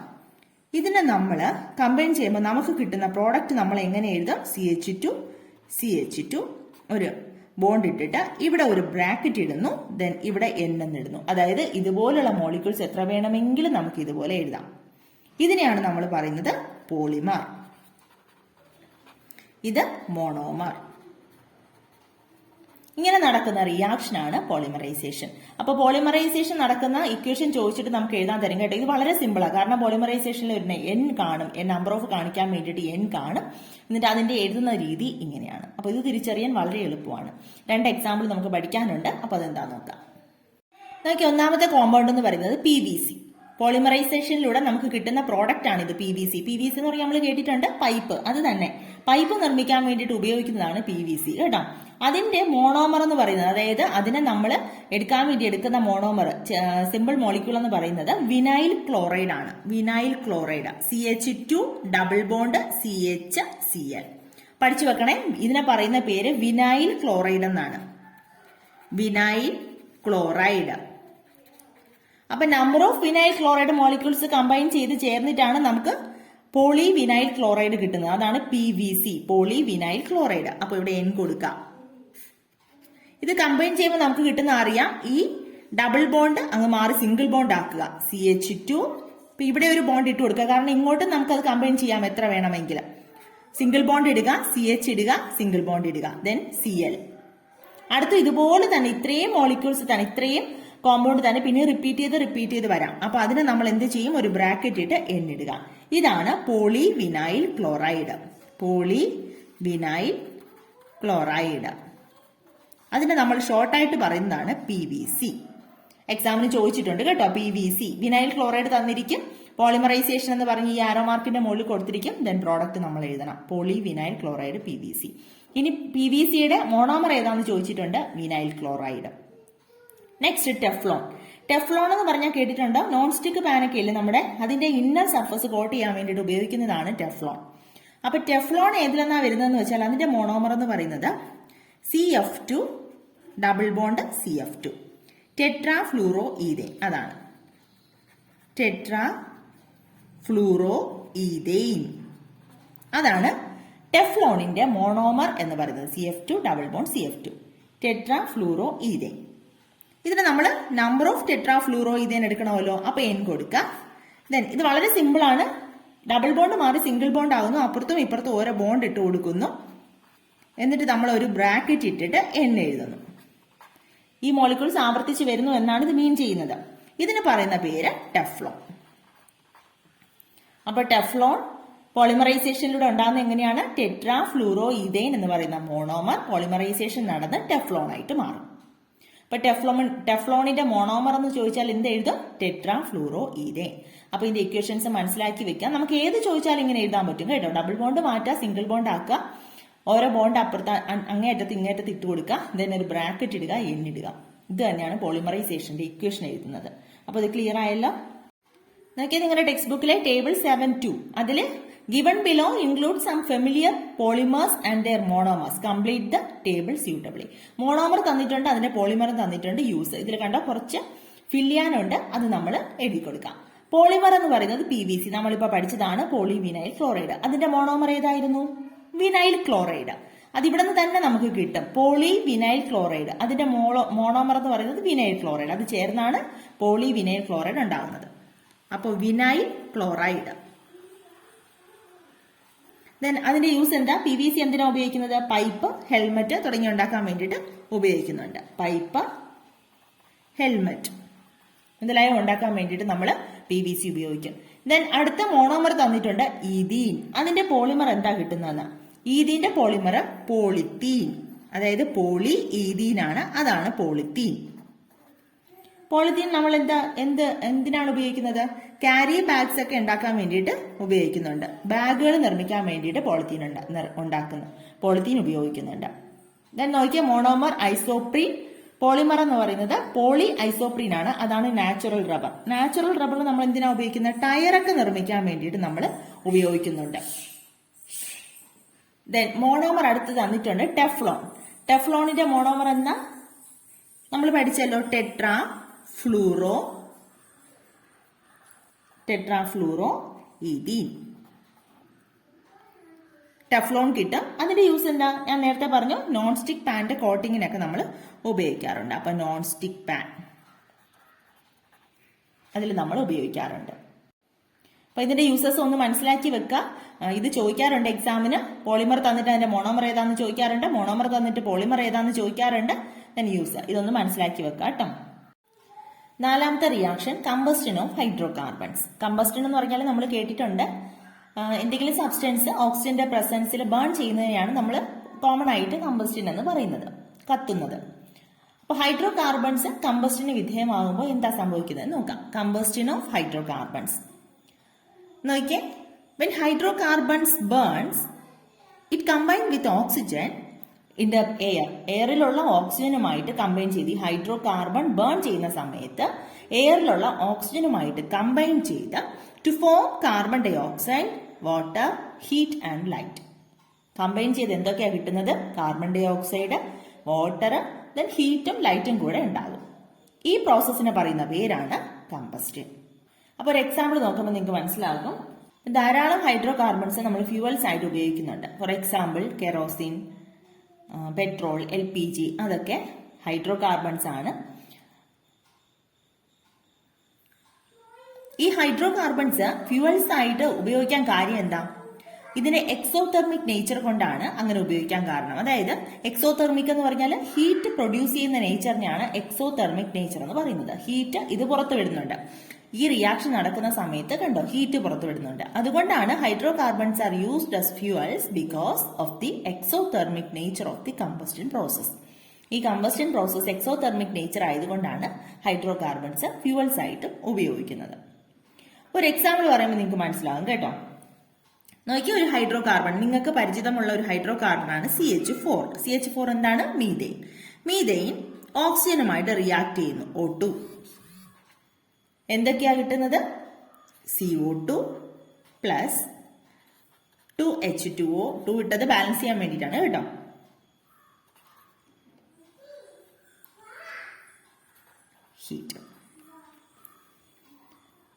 ഇത് ബാലൻസ് ചെയ്യുന്നതിന് ഞാനൊരു ബേസിക് വീഡിയോ ചെയ്തിട്ടുണ്ടായിരുന്നു. അതിന്റെ ലിങ്ക് ഡിസ്ക്രിപ്ഷൻ ബോക്സിൽ കൊടുത്തേക്കാം കേട്ടോ. അപ്പോൾ എല്ലാം കൂടെ പറഞ്ഞുകൊണ്ട് നിൽക്കാൻ ഈ വീഡിയോ അങ്ങനെ ലെങ്തി ആയി പോവും.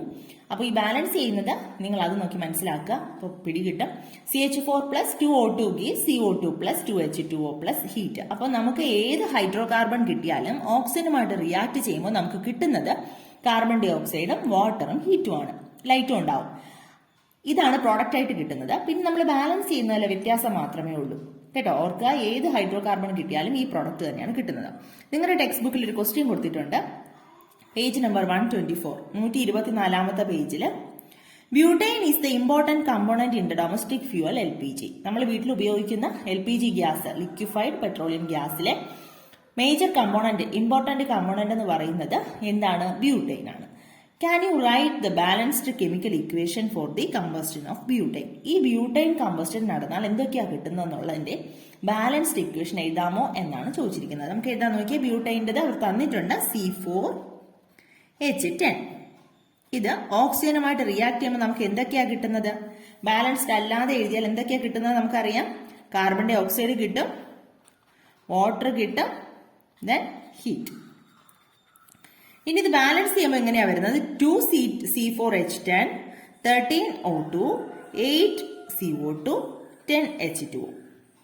ഇത് റിയാക്ടൻസിന്റെ സൈഡിലും പ്രോഡക്ട്സിന്റെ സൈഡിലെയും മാറ്റങ്ങളുടെ എണ്ണം തുല്യമാക്കാനാണ് നമ്മൾ ബാലൻസ് ചെയ്യുന്നത്. അതായത് ഇവിടെ എത്ര കാർബൺ ആറ്റം ഉണ്ടോ അത്രയും കാർബൺ ആറ്റം തന്നെ ഇവിടെ വരണം. ഇവിടെ 8 എണ്ണം ഉണ്ട്, ഇവിടെ 2 × 4 8. അപ്പോൾ അതെങ്ങനെയാണെന്ന് നല്ല വിശദമായിട്ട് ആ ബേസിക് വീഡിയോയിൽ പറഞ്ഞിട്ടുണ്ട്. ഞാൻ ഇക്വേഷൻ എങ്ങനെയാണ് ബാലൻസ് ചെയ്യുന്നതെന്ന് നിങ്ങൾ കുറച്ച് പേരെങ്കിലും കണ്ടിട്ടുണ്ടാകും. കാണാത്തവർക്ക് വേണ്ടി ഞാൻ ആ ഡിസ്ക്രിപ്ഷൻ ബോക്സിൽ ഇട്ടേക്കാം കേട്ടോ. അപ്പോൾ അതുകൂടെ ഒന്ന് നോക്കുക. അപ്പോൾ നിങ്ങൾക്ക് ഏത് ഇക്വേഷൻ കിട്ടിയാലും പെട്ടെന്ന് ബാലൻസ് ചെയ്യാൻ പറ്റും. അപ്പോൾ ഇത് അതിൽ നോക്കി മനസ്സിലാക്കുക കേട്ടോ. 5ാമത്തെ റിയാക്ഷനാണ് തെർമൽ ക്രാക്കിംഗ്. ഇതുകൂടിയാണ് നമുക്ക് ബേസിക് റിയാക്ഷനിൽ പഠിക്കാനുള്ളത്. Thermal cracking.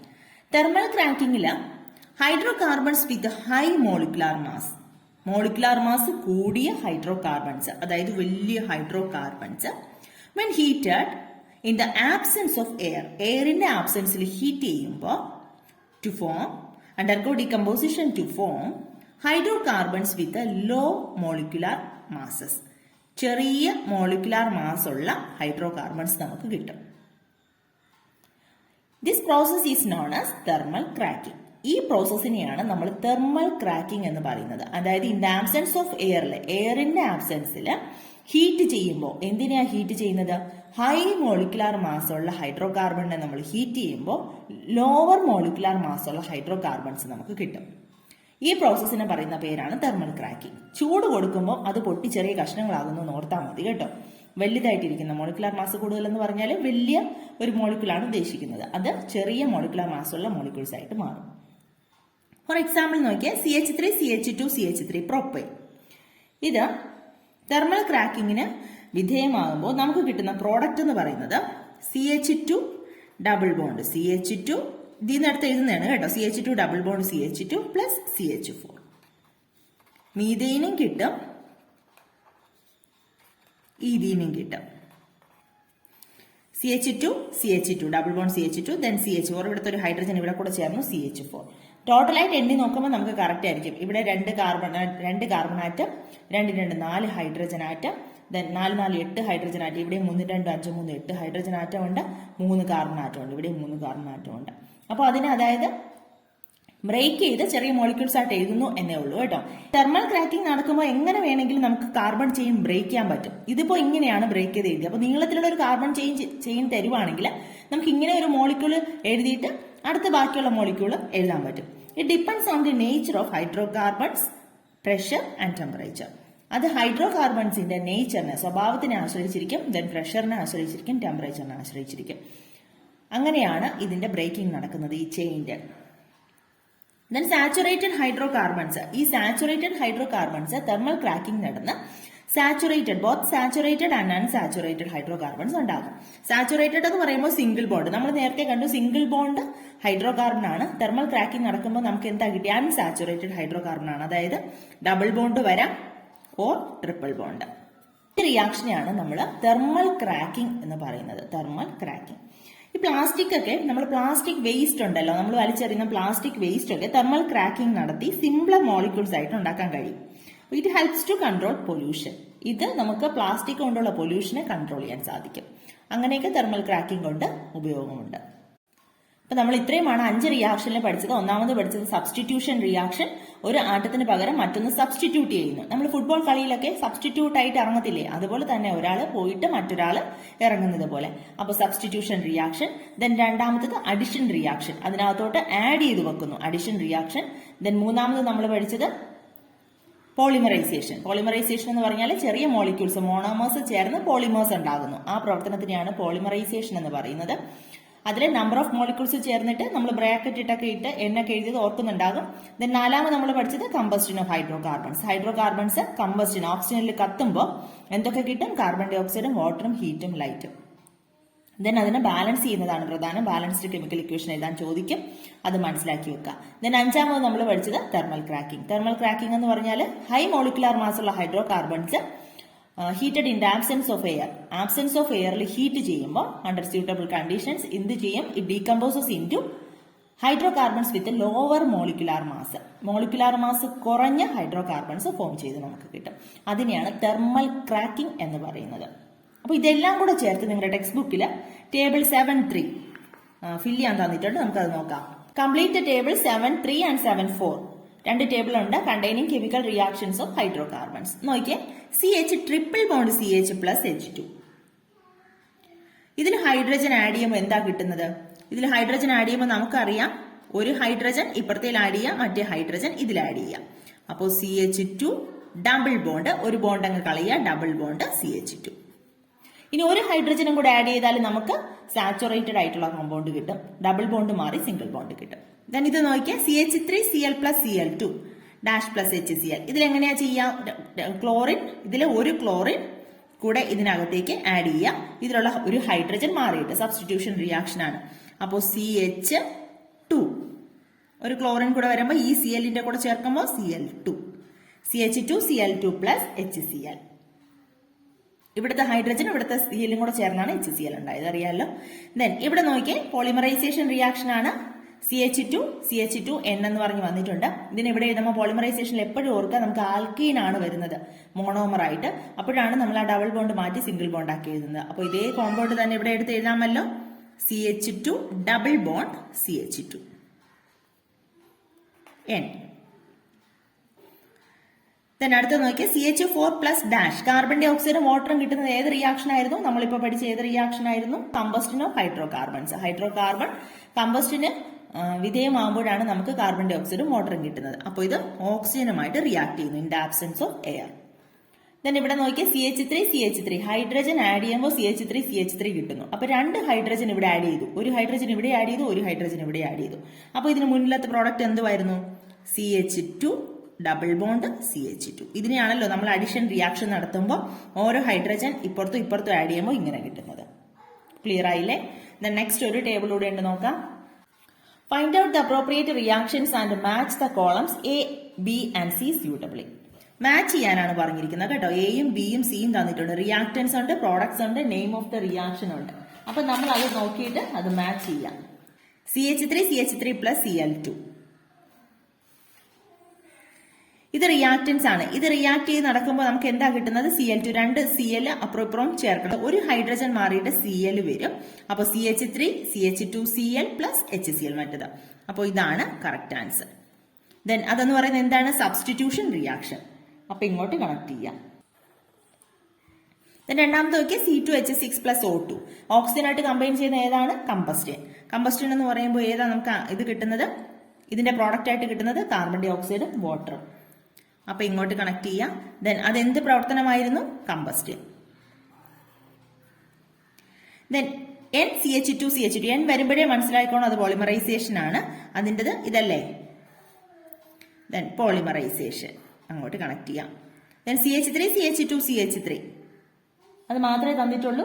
അതെങ്ങോട്ട് വരുന്നതാണ്? തെർമൽ ക്രാക്കിംഗ് ആണ്. ഇത് രണ്ടായിട്ട് വിഘടിക്കുന്നു. കണ്ടോ, നമ്മൾ ഇതേ എക്സാമ്പിൾ തന്നെയാണ് കണ്ടത്. CH2 double bond CH2 plus CH4. ഇതെന്താണ്? Thermal cracking. Okay. Then CH triple bond CH plus H2. Hydrogen add ചെയ്യുന്നതാണ് CH2 ഡബിൾ ബോണ്ട് CH2. അതല്ലേ ആൻസർ വരും. നമ്മളിതിപ്പോ ഇത് കണ്ടതാണ് എല്ലാം, അതുകൊണ്ടാണ് കുറച്ച് സ്പീഡിൽ പോയത് കേട്ടോ. അതെന്ത് റിയാക്ഷൻ ആണ്? Addition reaction. അപ്പോൾ ഇതിങ്ങനെ കണക്ട് ചെയ്ത് യോജിപ്പിച്ച് വെക്കാം, അല്ലാന്നുണ്ടെങ്കിൽ നോട്ട്ബുക്കിൽ എഴുതി വെക്കാം. അപ്പൊ നമ്മൾ 5 റിയാക്ഷനും കറക്റ്റ് ആയിട്ട് പഠിച്ചെങ്കിൽ മാത്രമേ നമുക്കിത് കാണുമ്പോൾ തന്നെ ക്ലിയർ ആയിട്ട് മനസ്സിലാക്കാൻ പറ്റുള്ളൂ കേട്ടോ. നിങ്ങളുടെ എക്സാമിന് ചോദിക്കുന്നതാണ്, അപ്പൊ സ്കിപ്പ് ചെയ്ത് പോകാൻ പറ്റത്തില്ല. കഴിഞ്ഞ വർഷം ഇത്രയും വരെയാണ് നിങ്ങൾക്ക് ഫോക്കസ് ഏരിയയിൽ ഉണ്ടായിരുന്നത്. അപ്പൊ നമുക്ക് മുഴുവനും പഠിക്കണം. ഇത്തവണ എങ്ങനെയാണെന്ന് അറിയത്തില്ല. ഫോക്കസ് ഏരിയ വരുമ്പോൾ നമുക്ക് ഓരോ ചാപ്റ്റർ ആയിട്ട് അങ്ങനെ നോക്കാം. അപ്പൊ നമ്മൾ ഒന്നാമത്തെ ഭാഗം കഴിഞ്ഞു, basic chemical reactions, chemical organic reactions. രണ്ടാമത്തെ ഭാഗത്തിൽ നമ്മൾ പഠിക്കുന്നത് important organic compounds. Organic compounds ഒരു 3 ഇമ്പോർട്ടന്റ് ഓർഗാനിക് കോമ്പൗണ്ട്സ് ആണ് മെയിൻ ആയിട്ട് നമ്മൾ പഠിക്കുന്നത്. Alcohols, carboxylic acids and esters. ആൽക്കഹോൾസും കാർബോക്സിലിക് ആസിഡ്സും നമുക്ക് പരിചയമുള്ളതാണ്, കഴിഞ്ഞ ചാപ്റ്ററിൽ നമ്മൾ പഠിച്ചതാണ്. ആൽക്കഹോൾസ് എന്ന് പറഞ്ഞാൽ എന്തായിരുന്നു? Organic compounds containing OH functional group are called alcohols. Alcohols എന്ന് പറയുമ്പോൾ OH ഫംഗ്ഷണൽ ഗ്രൂപ്പ് ഉള്ളതാണ്. For example methanol, ethanol. CH3OH, ethanol വരുമ്പോൾ 2 കാർബൺ വരും, CH3CH2OH. ദെൻ കാർബോക്സിലിക് ആസിഡ്സ് എന്ന് പറഞ്ഞാൽ എന്താ? Compounds containing COOH functional group. COOH functional group ആയിട്ട് വരുന്ന കോമ്പൗണ്ട്സിനെയാണ് നമ്മൾ കാർബോക്സിലിക് ആസിഡ്സ് എന്ന് പറഞ്ഞത്. ഫോർ എക്സാമ്പിൾ CH3COOH എങ്ങനെ വായിക്കും? Ethanoic acid. ദെൻ എസ്റ്റേഴ്സ് എന്ന് പറഞ്ഞാൽ ഈ ആൽക്കഹോൾസും കാർബോക്സിലിക് ആസിഡ്സും കൂടെ കമ്പൈൻ ചെയ്ത് കിട്ടുന്ന ഒരു പ്രോഡക്റ്റ് ആണ് എസ്റ്റേഴ്സ് എന്ന് പറയുന്നത്. അതിന്റെ ഫംഗ്ഷണൽ ഗ്രൂപ്പ് നമുക്ക് COO എന്ന് എഴുതാം. അത് നിങ്ങൾ പഠിക്കുമ്പോൾ നിങ്ങൾക്ക് മനസ്സിലാവും കേട്ടോ കുറച്ചുകൂടെ. ഇനി ആൽക്കഹോൾസിൽ മെത്തനോളും എത്തനോളും നമുക്ക് പഠിക്കാനുണ്ട്. കാർബോക്സിലിക് ആസിഡ്സിൽ എത്തനോയിക് ആസിഡ് പഠിക്കാനുണ്ട്. എസ്റ്റേഴ്സിലും അതുപോലെ ഒരു കോമ്പൗണ്ട് പഠിക്കാനുണ്ട്. ഇത്രയുമാണ് ഇമ്പോർട്ടന്റ് ഓർഗാനിക് കോമ്പൗണ്ട്സിൽ നമുക്ക് പഠിക്കാനുള്ളത്. നമുക്ക് ആൽക്കഹോൾസിൽ പഠിക്കാനുള്ളത് മെത്തനോൾ, എത്തനോൾ എന്ന് പറയുന്ന 2 കോമ്പൗണ്ട്സ് ആണ്. മെത്തനോളിന്റെ പ്രിപ്പറേഷൻ ഉണ്ട്, യൂസസ് ഉണ്ട്. എത്തനോളിന്റെയും പ്രിപ്പറേഷൻ ഉണ്ട്, യൂസസ് ഉണ്ട്. സിമ്പിൾ ആണ്, മനസ്സിലാക്കിയിരുന്നാൽ വളരെ എളുപ്പമാണ്. ആൽക്കഹോൾസ് എന്ന് പറഞ്ഞാൽ നമുക്കറിയാം OH ഫംഗ്ഷണൽ ഗ്രൂപ്പ് വരുന്നതിനെയാണ് നമ്മൾ ആൽക്കഹോൾസ് എന്ന് വിളിക്കുന്നത്. മെത്തനോൾ എന്ന് പറഞ്ഞാൽ CH3OH. അതിന്റെ ഇൻഡസ്ട്രിയൽ പ്രിപ്പറേഷൻ എന്ന് പറയുന്നത് treating carbon monoxide with hydrogen in presence of catalyst at high temperature and pressure we get methanol. It is a poisonous substance കേട്ടോ. ഇതെന്ന് പറയുന്ന ഒരു പോയിസണസ് സബ്സ്റ്റൻസ് ആണ്. അപ്പോൾ മെത്തനോൾ എങ്ങനെയാണ് കിട്ടിയത്? കാർബൺ മോണോക്സൈഡും ഹൈഡ്രജനും കൂടെ റിയാക്ട് ചെയ്ത in presence of a catalyst at high temperature and pressure. ഉയർന്ന ടെമ്പറേച്ചറിലും പ്രഷറിലും കാറ്റലിസ്റ്റിന്റെ പ്രസൻസിൽ. കാറ്റലിസ്റ്റ് എന്ന് പറഞ്ഞാൽ നമുക്കറിയാം റിയാക്ഷന്റെ റേറ്റ് കൂട്ടാനും കുറയ്ക്കാനും ഉപയോഗിക്കുന്ന സബ്സ്റ്റൻസ് ആണ് കാറ്റലിസ്റ്റ് എന്ന് പറയുന്നത്. കാർബൺ മോണോക്സൈഡും ഹൈഡ്രജനും കൂടെ റിയാക്ട് ചെയ്യുമ്പോഴാണ് നമുക്ക് മെത്തനോൾ കിട്ടുന്നത്. നോക്കിയേ, carbon monoxide CO plus H2 hydrogen gives CH3OH. Balance ചെയ്യാൻ വേണ്ടിയിട്ടാണ് നമ്മൾ 2 കൂടെ കൊടുത്തത്. ഇതാണ് ഇതിന്റെ ഇൻഡസ്ട്രിയൽ പ്രിപ്പറേഷൻ എന്ന് പറയുന്നത്. അപ്പോൾ പഠിച്ചു വെക്കാം, കാർബൺ മോണോക്സൈഡും ഹൈഡ്രജനും കൂടെ റിയാക്ട് ചെയ്ത് കിട്ടുന്നതാണ് മെത്തനോൾ. അതിന്റെ യൂസസ് പഠിക്കാനുള്ളത് 2 യൂസസ് ആണുള്ളത്. In the manufacture of paints, പെയിന്റുകൾ മാനുഫാക്ചർ ചെയ്യുന്നതിൽ നമ്മൾ മെത്തനോൾ ഉപയോഗിക്കാറുണ്ട്. In the manufacture of varnish and formalin, വാർണിഷും ഫോർമാലിനും മാനുഫാക്ചർ ചെയ്യുന്നതിൽ നമ്മൾ മെത്തനോൾ ഉപയോഗിക്കാറുണ്ട്. മെത്തനോൾ എന്ന് പറയുന്നത് ഒരു പോയിസണസ് സബ്സ്റ്റൻസ് ആണ് കേട്ടോ, വിഷകരമായിട്ടുള്ള ഒരു സബ്സ്റ്റൻസ് ആണ്. നമ്മൾ കേട്ടിട്ടുണ്ടല്ലോ, ഈ മദ്യപാനമൊക്കെ ദുരുപയോഗം ചെയ്യാതിരിക്കാൻ വേണ്ടിയിട്ട് നമ്മൾ മെത്തനോൾ ചേർക്കാറുണ്ട് അതിൽ. അത് വിഷകരമായിട്ടുള്ള വസ്തുവാണ്. അപ്പം നമ്മളത് മദ്യപാനത്തിന് ഉപയോഗിക്കാതിരിക്കാൻ വേണ്ടി, സ്പിരിറ്റിലൊക്കെ അത് മദ്യപാനത്തിന് ഉപയോഗിക്കാൻ എടുക്കാതിരിക്കാൻ വേണ്ടിയിട്ട് നമ്മളതിൽ മെത്തനോൾ ചേർക്കാറുണ്ട്. നെക്സ്റ്റ് നമുക്ക് പഠിക്കാനുള്ളത് രണ്ടാമത്തത് എത്തനോൾ. മെത്തനോൾ നമ്മൾ പഠിച്ചു.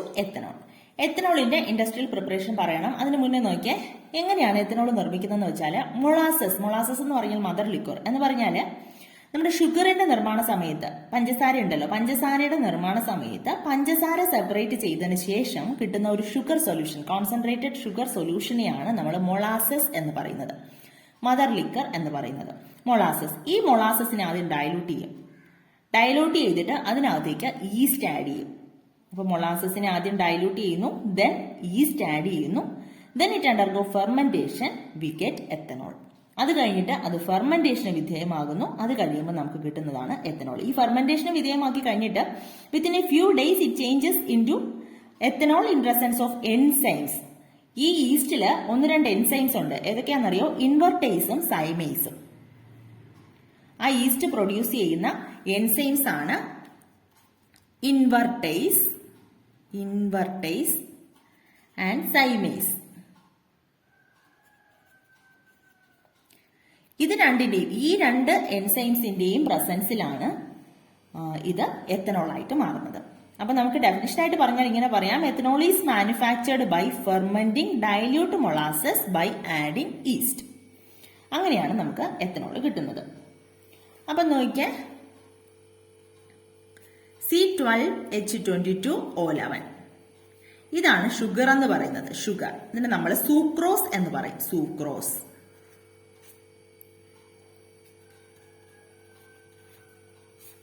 ഇതിനെ നമ്മൾ വാട്ടറായിട്ട് ഡൈലൂട്ട് ചെയ്യുന്നു. ഡൈലൂട്ട് ചെയ്യാൻ ആദ്യം പറഞ്ഞല്ലോ. അപ്പോൾ വാട്ടറിൽ ഇത് ഡൈലൂട്ട് ചെയ്യുന്നു.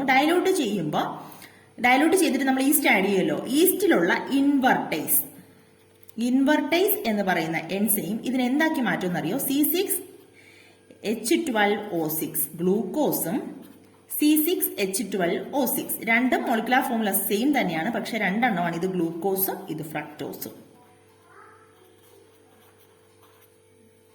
ഷുഗറിനെ ഒന്നുകൂടെ ശ്രദ്ധിക്കുക. ഷുഗർ C12H22O11 ഇതിനെ നമ്മൾ ഡൈലൂട്ട് ചെയ്യുന്ന കാര്യമൊക്കെ പറഞ്ഞല്ലോ.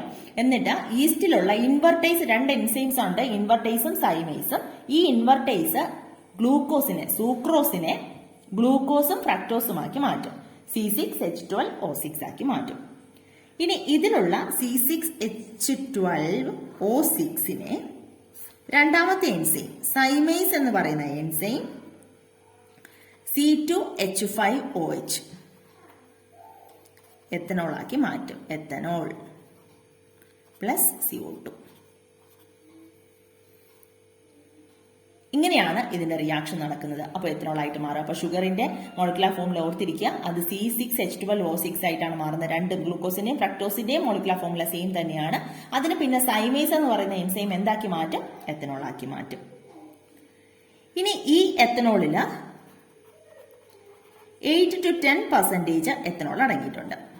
ഇങ്ങനെ കിട്ടുന്ന എത്തനോളിൽ 8 to 10% എത്തനോൾ അടങ്ങിയിട്ടുണ്ട്. ഇതിനെ നമ്മൾ പറയുന്നത് വാഷ് എന്നാണ്. എന്താണ് വാഷ്? ഓർത്തിരിക്കുക, നമുക്ക് കിട്ടുന്ന എത്തനോളിൽ 8 to 10% വരെ എത്തനോൾ അടങ്ങിയിട്ടുള്ളതിനെ പറയുന്ന പേരാണ് വാഷ്. ഇതിനെ നമ്മൾ എന്ത് ചെയ്യുന്ന അറിയോ? ഫ്രാക്ഷണൽ ഡിസ്റ്റിലേഷൻ നടത്തും. ഇതിനെ ഫ്രാക്ഷണൽ ഡിസ്റ്റിലേഷൻ നടത്തുമ്പോൾ നമുക്ക് കിട്ടുന്നതാണ് റെക്ടിഫൈഡ് സ്പിരിറ്റ്. ഇതില് 95.6% എത്തനോൾ അടങ്ങിയിട്ടുണ്ട്. സ്ട്രോങ് ആണ്. അപ്പോൾ ഇത് റെക്ടിഫൈഡ് സ്പിരിറ്റ്. അപ്പൊ നോക്കാം, ആദ്യം നമുക്ക് എത്തനോൾ കിട്ടി. അതിൽ 8 മുതൽ 10% എത്തനോൾ അടങ്ങിയിട്ടുണ്ട്. അതിനെ നമ്മൾ വാഷ് എന്ന് പറയും. അതിനെ ഫ്രാക്ഷണൽ ഡിസ്റ്റിലേഷൻ നടത്തുമ്പോൾ നമുക്ക് റെക്ടിഫൈഡ് സ്പിരിറ്റ് കിട്ടും. അതിൽ 95.6% എത്തനോൾ അടങ്ങിയിട്ടുണ്ട്. ഇനി നമ്മൾ ഇതിനകത്തേക്ക് പോയിസണസ് സബ്സ്റ്റൻസ് ഒക്കെ ആഡ് ചെയ്യും. പോയിസണസ് സബ്സ്റ്റൻസ് ഒക്കെ ആഡ് ചെയ്ത് കഴിയുമ്പോൾ നമുക്ക് കിട്ടുന്ന സ്പിരിറ്റ് ആണ് ഡീനേച്ചേർഡ് സ്പിരിറ്റ്. ഇതൊക്കെ നിങ്ങളുടെ ടെക്സ്റ്റ് ബുക്കിൽ പാരഗ്രാഫായിട്ട് കൊടുത്തിട്ടുണ്ട് കേട്ടോ. ഞാൻ പഠിക്കാൻ എളുപ്പത്തിനാണ് ഇങ്ങനെ പറഞ്ഞു തരുന്നത്. ഇപ്പോൾ റെക്ടിഫൈഡ് സ്പിരിറ്റ് കിട്ടി 95.6% എത്തനോൾ. അതിൽ പോയിസണസ് സബ്സ്റ്റൻസ് ചേർക്കുമ്പോൾ നമുക്ക് കിട്ടുന്ന സ്പിരിറ്റ് ആണ്, നമുക്ക് കിട്ടുന്ന എത്തനോളാണ് ഡീനാച്ചുറേഡ് സ്പിരിറ്റ് എന്ന് പറയുന്നത്. ഇനി റെക്ടിഫൈഡ് സ്പിരിറ്റ് കിട്ടുന്ന സമയത്ത് നമ്മൾ അതിനകത്തേക്ക് മെത്തനോൾ ആണ് ചേർക്കുന്നതെങ്കിൽ, നമ്മൾ നേരത്തെ പറഞ്ഞു മെത്തനോൾ എന്ന് പറയുന്നത് ഒരു പോയിസണസ് സബ്സ്റ്റൻസ് ആണ്. നേരത്തെ ഞാൻ പറഞ്ഞു മെത്തനോൾ ആണ് നമ്മൾ പോയിസണസ് സബ്സ്റ്റൻസ് ആയിട്ട് ചേർക്കുന്നതെങ്കിൽ നമുക്ക് കിട്ടുന്നത് മെത്തിലേറ്റഡ് സ്പിരിറ്റ്. അപ്പൊ ഇത് മദ്യപാനത്തിനൊക്കെ ദുരുപയോഗം ചെയ്യുന്നതുകൊണ്ട് ഈ എത്തനോൾ കിട്ടുന്നത് മദ്യപാനത്തിന് വേണ്ടിയിട്ട് ദുരുപയോഗം ചെയ്യുന്നത് കൊണ്ട് നമ്മൾ മെത്തനോൾ ചേർക്കുന്നതാണ് കേട്ടോ. അങ്ങനെ കിട്ടുന്നത് മെത്തിലേറ്റഡ് സ്പിരിറ്റ്. അപ്പൊ അതൊരു വിഷകരമായിട്ടുള്ള സബ്സ്റ്റൻസ് ആണ് നമുക്ക് കിട്ടുന്നത്. അപ്പൊ ഇങ്ങനെയാണ് എത്തനോളിന്റെ കാര്യങ്ങൾ. അപ്പൊ ഇങ്ങനെ കിട്ടുന്ന എത്തനോളിൽ 8 മുതൽ 10% വരെ എത്തനോൾ അടങ്ങിയിട്ടുള്ളത് നമ്മൾ വാഷ് എന്ന് പറയും. അതിനെ ഫ്രാക്ഷണൽ ഡിസ്റ്റിലേഷൻ നടത്തുമ്പോൾ റെക്ടിഫൈഡ് സ്പിരിറ്റ് കിട്ടും. അതിൽ 95.6% എത്തനോൾ അടങ്ങിയിട്ടുണ്ട്. അതിന് കുറച്ച് പോയിസണസ് സബ്സ്റ്റൻസ് ഒക്കെ ചേർത്ത് നമുക്ക് കിട്ടുന്ന സ്പിരിറ്റ് ആണ് ഡീനാച്ചുറേഡ് സ്പിരിറ്റ് എന്ന് പറയുന്നത്.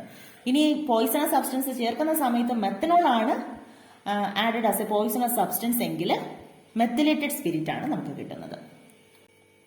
ഇനി ഇതിലുള്ള 1-2 കാര്യങ്ങൾ എന്ന് പറയുന്നത്, എബോവ് 99% പ്യുവർ ആൽക്കഹോൾ ആണെങ്കിൽ, 99% കൂടുതൽ പ്യൂരിറ്റി ആൽക്കഹോൾ ആണെങ്കിൽ അതിനെ നമ്മൾ അബ്സല്യൂട്ട് ആൽക്കഹോൾ എന്നാണ് പറയുന്നത്. അബ്സല്യൂട്ട്ലി റൈറ്റ് എന്നൊക്കെ നമ്മൾ പറയത്തില്ലേ 100% വരുമ്പോൾ, അത് ഓർത്താൽ മതി. 99% എബോവ് പ്യൂരിറ്റി ആണെങ്കിൽ ആൽക്കഹോളിനെ നമ്മൾ അബ്സല്യൂട്ട് ആൽക്കഹോൾ എന്ന് പറയും. ദെൻ ഈ അബ്സല്യൂട്ട് ആൽക്കഹോളും പെട്രോളും കൂടെ ചേരുമ്പോൾ അതിന് പറയുന്ന പേരാണ് പവർ ആൽക്കഹോൾ. അതായത് ഈ 99% പ്യുവറിൽ എത്തനോൾ കിട്ടിയല്ലോ, അതിന്റെ കൂടെ നമ്മൾ പെട്രോൾ കൂടെ ചേർക്കുമ്പോൾ, അങ്ങനെയുള്ള ആൽക്കഹോളിന്റെ കൂടെ പെട്രോൾ കൂടെ ചേർക്കുമ്പോൾ അത് നല്ല പവറാണ് എന്ന് ഓർത്താൽ മതി, പവർ ആൽക്കഹോൾ. അപ്പൊ അതെവിടെയാണ് ഉപയോഗിക്കുന്നത് സാധാരണയായിട്ട്? Used as fuels in automobiles കേട്ടോ. ഓട്ടോമൊബൈൽസിലൊക്കെ ഫ്യൂവൽസ് ആയിട്ട് ഉപയോഗിക്കാനാണ് ഈ പവർ ആൽക്കഹോൾ ഉപയോഗിക്കുന്നത്. അല്ലാതെ അത് കുടിക്കുമ്പോൾ നല്ല പവറാണെന്നല്ല അതിന്റെ അർത്ഥം കേട്ടോ. ഓക്കെ, അപ്പോൾ എത്തനോൾ ഇങ്ങനെയാണ് മാനുഫാക്ചർ ചെയ്യുന്നത്. ഇനി ethanol is also manufactured from starchy substances like barley, rice, tapioca etcetera. നമ്മുടെ ബാർലിയിൽ നിന്നും റൈസിൽ നിന്നും ടപ്പിയോക്കയിൽ നിന്നും ഒക്കെ നമുക്ക് എത്തനോൾ മാനുഫാക്ചർ ചെയ്തെടുക്കാൻ പറ്റും, സ്റ്റാർച്ചി ആയിട്ടുള്ള സബ്സ്റ്റൻസിൽ നിന്നൊക്കെ. ഇനി അതിന്റെ യൂസസ് നോക്കിയാൽ യൂസ്ഡ് ഇൻ ബിവറേജിൽ യൂസ് ചെയ്യുന്നുണ്ട്. ഇൻ ഓർഗാനിക് കോമ്പൗണ്ട്സിൽ ഉപയോഗിക്കുന്നുണ്ട്. ദെൻ യൂസ്ഡ് ആസ് ഫ്യൂവൽ ആയിട്ട് ഉപയോഗിക്കുന്നുണ്ട്. യൂസ്ഡ് ആസ് പ്രിസർവേറ്റീവ്സ് ആയിട്ട് ഉപയോഗിക്കുന്നുണ്ട്. Then used as solvent for മെഡിസിനിൽ സോൾവെന്റ് ആയിട്ട് ഉപയോഗിക്കുന്നുണ്ട്. നമുക്കറിയാം സോൾവെന്റ് എന്ന് പറഞ്ഞാൽ സൊല്യൂട്ട് ഡിസോൾവ് ചെയ്യിപ്പിച്ചെടുക്കാൻ വേണ്ടിയിട്ട് നമ്മൾ ഉപയോഗിക്കുന്ന സോൾവെന്റ്. അങ്ങനെയാണ് ഇതിന്റെ യൂസസ്. അപ്പൊ ഈ യൂസസും കൂടെ ഓർത്തിരിക്കണേ, എക്സാമിന് ചോദിച്ചിട്ടുണ്ട്. അതിന്റെ പ്രിപ്പറേഷൻ ചോദിക്കുന്നതിന്റെ കൂട്ടത്തിൽ ഒരു യൂസ് എഴുതാനൊക്കെ ചോദിച്ചിട്ടുണ്ട്, 1 മാർക്ക് ക്വസ്റ്റ്യൻ. അപ്പൊ ക്വസ്റ്റ്യൻ പേപ്പർ ഡിസ്കസ് ചെയ്യുമ്പോൾ അത് മനസ്സിലാകും. അപ്പൊ ഇത്രയുമാണ് എത്തനോൾ. അപ്പം എത്തനോൾ വളരെ സിമ്പിൾ ആയിരുന്നു. എത്തനോൾ ഒരിത്തിരി ഒന്ന് നോക്കാനുണ്ട്. അപ്പൊ മനസ്സിലായെന്ന് വിചാരിക്കുന്നു. അപ്പൊ നെക്സ്റ്റ് നമ്മൾ കാർബോക്സിലിക് ആസിഡ്സ് നമുക്കറിയാം compounds containing COOH group. COOH group അടങ്ങിയിട്ടുള്ള കോമ്പൗണ്ട്സിനെയാണ് നമ്മൾ കാർബോക്സിലിക് ആസിഡ്സ് എന്ന് പറയുന്നത്. അപ്പൊ അതിനകത്ത് IUPAC നോമൻക്ലേച്ചർ ഒക്കെ നമ്മൾ കണ്ടതാണ്. നമുക്ക് പഠിക്കാനുള്ള ഒരേ ഒരു ആസിഡാണ് എത്തനോയിക് ആസിഡ്, CH3COOH. ഇതിൽ നമ്മൾ നമ്പർ ഇടുമ്പോൾ 1, 2 എന്ന് ഇടും. 2 കാർബൺ ആറ്റം ഉള്ളത് കൊണ്ടാണ് എത്തനോയിക് ആസിഡ് എന്ന് വന്നത് കേട്ടോ. ഇതിന്റെ വേറൊരു പേരാണ് അസറ്റിക് ആസിഡ്. അസറ്റിക് ആസിഡ് ഒക്കെ കേട്ടിട്ടുണ്ടാവും. നമ്മുടെ വിനെഗർ ഒക്കെ ഉള്ള ബോട്ടിലില്ലേ, വിനെഗർ വാങ്ങുന്ന ബോട്ടിൽ, അതിനകത്തൊന്ന് നോക്കണം കേട്ടോ, അസറ്റിക് ആസിഡ് എന്നൊക്കെ എഴുതിയിട്ടുണ്ടോ എന്ന്. അതായത് 5 to 8% എത്തനോയിക് ആസിഡിനെയാണ് നമ്മൾ വിനെഗർ എന്ന് പറയുന്നത്. 5 to 8% അസറ്റിക് ആസിഡിനെയാണ് നമ്മൾ വിനെഗർ എന്ന് പറയുന്നത്. വിനെഗർ എങ്ങനെയാണ് ഉണ്ടാക്കുന്നതെന്ന് അറിയോ? എത്തനോളിനെ ഫെർമെന്റേഷൻ ചെയ്യും in the presence of air and using the bacteria acetobacter. Acetobacter എന്ന് പറയുന്ന ബാക്ടീരിയ ഉപയോഗിച്ച് എയറിന്റെ പ്രസൻസിൽ ഫെർമെന്റേഷൻ നടത്തിയിട്ടാണ് എത്തനോള് വിനെഗറായിട്ട് മാറുന്നത്. അപ്പൊ അങ്ങനെയാണ് നമ്മുടെ ബോട്ടിൽ കിട്ടുന്ന വിനെഗർ കിട്ടുന്നത്. അപ്പൊ അതിൽ എഴുതിയിരിക്കും അസറ്റിക് ആസിഡ് ഒക്കെ നോക്കിക്കോണേ, 5 to 8% ഒക്കെ. നോക്കിയാൽ നിങ്ങളുടെ ടെക്സ്റ്റ് ബുക്കിൽ 7.5 ടേബിൾ കാർബോക്സിലിക് ആസിഡ്സിന്റെ നെയിമും സ്ട്രക്ചറുമാണ് തന്നിരിക്കുന്നത്. നോക്കി, കണ്ടൻസ്ഡ് ഫോർമുല, സ്ട്രക്ചറൽ ഫോർമുല, ഇതൊക്കെ നമ്മൾ കഴിഞ്ഞ ചാപ്റ്ററിൽ വിശദമായിട്ട് പഠിച്ചതാണ്. HCOOH അതിനെ നമുക്ക് ഇങ്ങനെ എഴുതാം, HC_OH എന്ന് എഴുതാം. ഇതിന്റെ IUPAC നെയിം എന്ന് പറയുന്നത് മെത്തനോയിക് ആസിഡ് ആണ്. ഒരു കാർബൺ ആറ്റേ ഉള്ളൂ, അപ്പൊ മെത്താണ് മെത്തനോയിക് ആസിഡ്. അതിന്റെ common name formic acid. CH3COOH അത് നമുക്ക് ഇങ്ങനെ എഴുതാം സ്ട്രക്ചറലായിട്ട്. ദെൻ അതെങ്ങനെയാ വായിക്കുന്നത്? Ethanoic acid. അതിന്റെ കോമൺ നെയിം എന്ന് പറയുന്നത് അസറ്റിക് ആസിഡ്. അപ്പോൾ ഒരു കോമ്പൗണ്ട്, ഓർഗാനിക് കോമ്പൗണ്ട് എടുക്കുമ്പോൾ അതിനൊരു കോമൺ നെയിമും ഉണ്ട്, IUPAC നെയിമും ഉണ്ട്. IUPAC നെയിം എന്ന് പറഞ്ഞാൽ ഇന്റർനാഷണലി അംഗീകരിച്ചിട്ടുള്ള നെയിമാണ് കേട്ടോ. എവിടെ പോയാലും നമുക്ക് തിരിച്ചറിയാൻ പറ്റുന്ന നെയിമാണ്.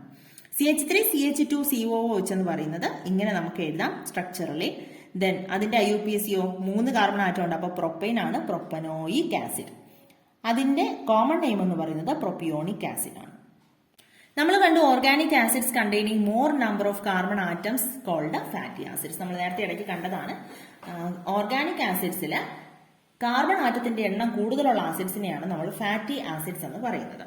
ഓക്കെ, അത് നമുക്ക് അങ്ങോട്ട് പോകുമ്പോൾ ആവശ്യം വരും കേട്ടോ. സോപ്പിന്റെ കാര്യങ്ങളൊക്കെ പറയുമ്പോൾ നമുക്ക് ആവശ്യം വരും. ഇനി ഇതിന്റെ ഇൻഡസ്ട്രിയൽ പ്രിപ്പറേഷൻ, ഇതിന്റെ എത്തനോയിക് ആസിഡിന്റെ ഇൻഡസ്ട്രിയൽ പ്രിപ്പറേഷൻ. എത്തനോയിക് ആസിഡിന്റെ ഇൻഡസ്ട്രിയൽ പ്രിപ്പറേഷൻ എന്ന് പറയുന്നത് by treating methanol with carbon monoxide in the presence of catalyst we get ethanoic acid. മെത്തനോളും കാർബൺ മോണോക്സൈഡും കൂടെ റിയാക്ട് ചെയ്ത് ഇൻ പ്രസൻസ് ഓഫ് കാറ്റലിസ്റ്റ്, ഒരു കാറ്റലിസ്റ്റിന്റെ പ്രസൻസിൽ റിയാക്ട് ചെയ്യുമ്പോൾ നമുക്ക് എന്ത് കിട്ടും? എത്തനോയിക് ആസിഡ് കിട്ടും. മെത്തനോളിൻ്റെത് CH3OH ആണ്. അതിന്റെ കൂടെ കാർബൺ മോണോക്സൈഡ് ആയിട്ട് റിയാക്ട് ചെയ്യുക CH3COH, മെത്തനോയിക് ആസിഡ് കിട്ടി. എളുപ്പമാണ് അത് പഠിക്കാൻ, ഓർത്തിരിക്കുക. ദെൻ യൂസസ് നോക്കിയാൽ in manufacture of rayon manufacture ചെയ്യാൻ വേണ്ടിയിട്ട് ഉപയോഗിക്കുന്നുണ്ട് ethanoic acid. In rubber and silk industry, അപ്പൊ റബ്ബറും സിൽക്ക് ഇൻഡസ്ട്രിയിലും വ്യാവസായികമായിട്ട് നിർമ്മിക്കാൻ വേണ്ടിയിട്ടൊക്കെ നമ്മൾ എത്തനോയിക് ആസിഡ് ഉപയോഗിക്കുന്നുണ്ട്. അപ്പോൾ കൃത്രിമ നൂലുകൾ നിർമ്മിക്കാൻ വേണ്ടിയിട്ട് ഉപയോഗിക്കുന്നുണ്ട്. പിന്നെ റബ്ബർ ആൻഡ് സിൽക്ക് ഇൻഡസ്ട്രിയിൽ ഉപയോഗിക്കുന്നുണ്ട്. ദെൻ യൂസ്ഡ് ആസ് പ്രിസർവേറ്റീവ്സ് ആയിട്ട് നമുക്ക് അറിയാവുന്നതല്ലേ, അച്ചാറിലൊക്കെ നമ്മൾ വിനെഗർ ആഡ് ചെയ്യുന്നത്. അപ്പോൾ പ്രിസർവേറ്റീവ്സ് ആയിട്ട് ഉപയോഗിക്കാൻ വേണ്ടിയിട്ട് നമ്മൾ എത്തനോയിക് ആസിഡ് ഉപയോഗിക്കുന്നുണ്ട്. എത്തനോയിക് ആസിഡ് തന്നെയാണ് അസറ്റിക് ആസിഡ്. മൂന്നാമത്തത് എസ്റ്റേഴ്സ്. എസ്റ്റേഴ്സ് എന്ന് പറഞ്ഞാൽ ഫംഗ്ഷണൽ ഗ്രൂപ്പ് COO ഗ്രൂപ്പാണ് വരുന്നത്. അത് നമ്മൾ റിയാക്ഷൻ എഴുതുമ്പോൾ മനസ്സിലാവും കേട്ടോ. എസ്റ്റേഴ്സ് എങ്ങനെയാണ് കിട്ടുന്നത്? Esters are obtained by the reaction between alcohols and carboxylic acids. ആൽക്കഹോൾസും കാർബോക്സിലിക് ആസിഡ്സും കൂടെ റിയാക്ട് ചെയ്ത് കിട്ടുന്ന റിയാക്ഷൻ നടന്ന് കിട്ടുമ്പോൾ നമുക്ക് കിട്ടുന്നതാണ് എസ്റ്റേഴ്സ്. These esters have pleasant smell of fruits and flowers. ഫ്രൂട്ട്സിന്റെയും ഫ്ലവേഴ്സിന്റെയും ഒക്കെ ഒരു പ്ലസന്റ് സ്മെല്ലാണ്, നല്ല മണമാണുള്ളത്. This process is known as esterification. Esterification എന്നാണ് ഈ പ്രോസസ്സിന് പറയുന്ന പേര്. എസ്റ്റേഴ്സിന്റെ ഇതിൽ നമുക്ക് ഒരു കോമ്പൗണ്ട് ആണ് പഠിക്കാനുള്ളത്, ഈഥൈൽ എത്തനോയേറ്റ്. അത് എഴുതുന്നതെന്ന് വെച്ചാൽ എത്തനോയിക് ആസിഡും എടുക്കണം, എത്തനോളും എടുക്കണം. ഒരു ആൽക്കഹോളും വേണം, ഒരു ആസിഡും വേണം. അപ്പൊ ആദ്യത്തത് ആസിഡ് എടുക്കുക, ദെൻ ആൽക്കഹോൾ എടുക്കുക. അപ്പൊ നോക്കിയേ, CH3COOH അതാണ് എത്തനോയിക് ആസിഡ്. 2 കാർബൺ ആറ്റം ഉണ്ട്, അപ്പോൾ എത്തനോയിക് ആസിഡ് പ്ലസ്. എങ്ങനെയാണ് റിയാക്ട് ചെയ്യുന്നത് നോക്കണം കേട്ടോ. ഇനി എത്തനോൾ എന്ന് പറയുമ്പോൾ CH3CH2OH ആണ്. അപ്പൊ ഇവിടെ റിയാക്ഷൻ എഴുതാൻ എളുപ്പത്തിൽ ഞാൻ തിരിച്ചെഴുതുവാണേ, CH3CH2OH. നമ്മൾ സാധാരണ ഇതിനെ എങ്ങനെ എഴുതുക? CH3CH2OH. അതിന് ഞാൻ ഇങ്ങോട്ട് തിരിച്ചെഴുതി.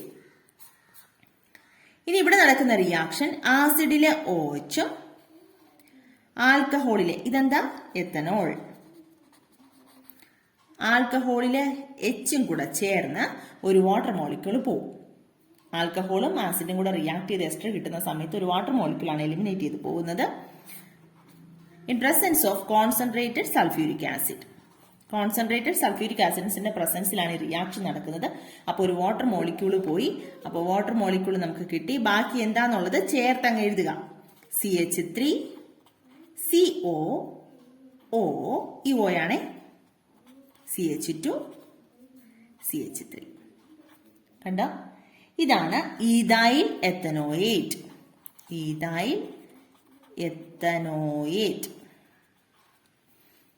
എത്തനോയിക് ആസിഡും എത്തനോളും കൂടെ ചേർന്ന് കിട്ടുന്നതാണ് ethyl ethanoate.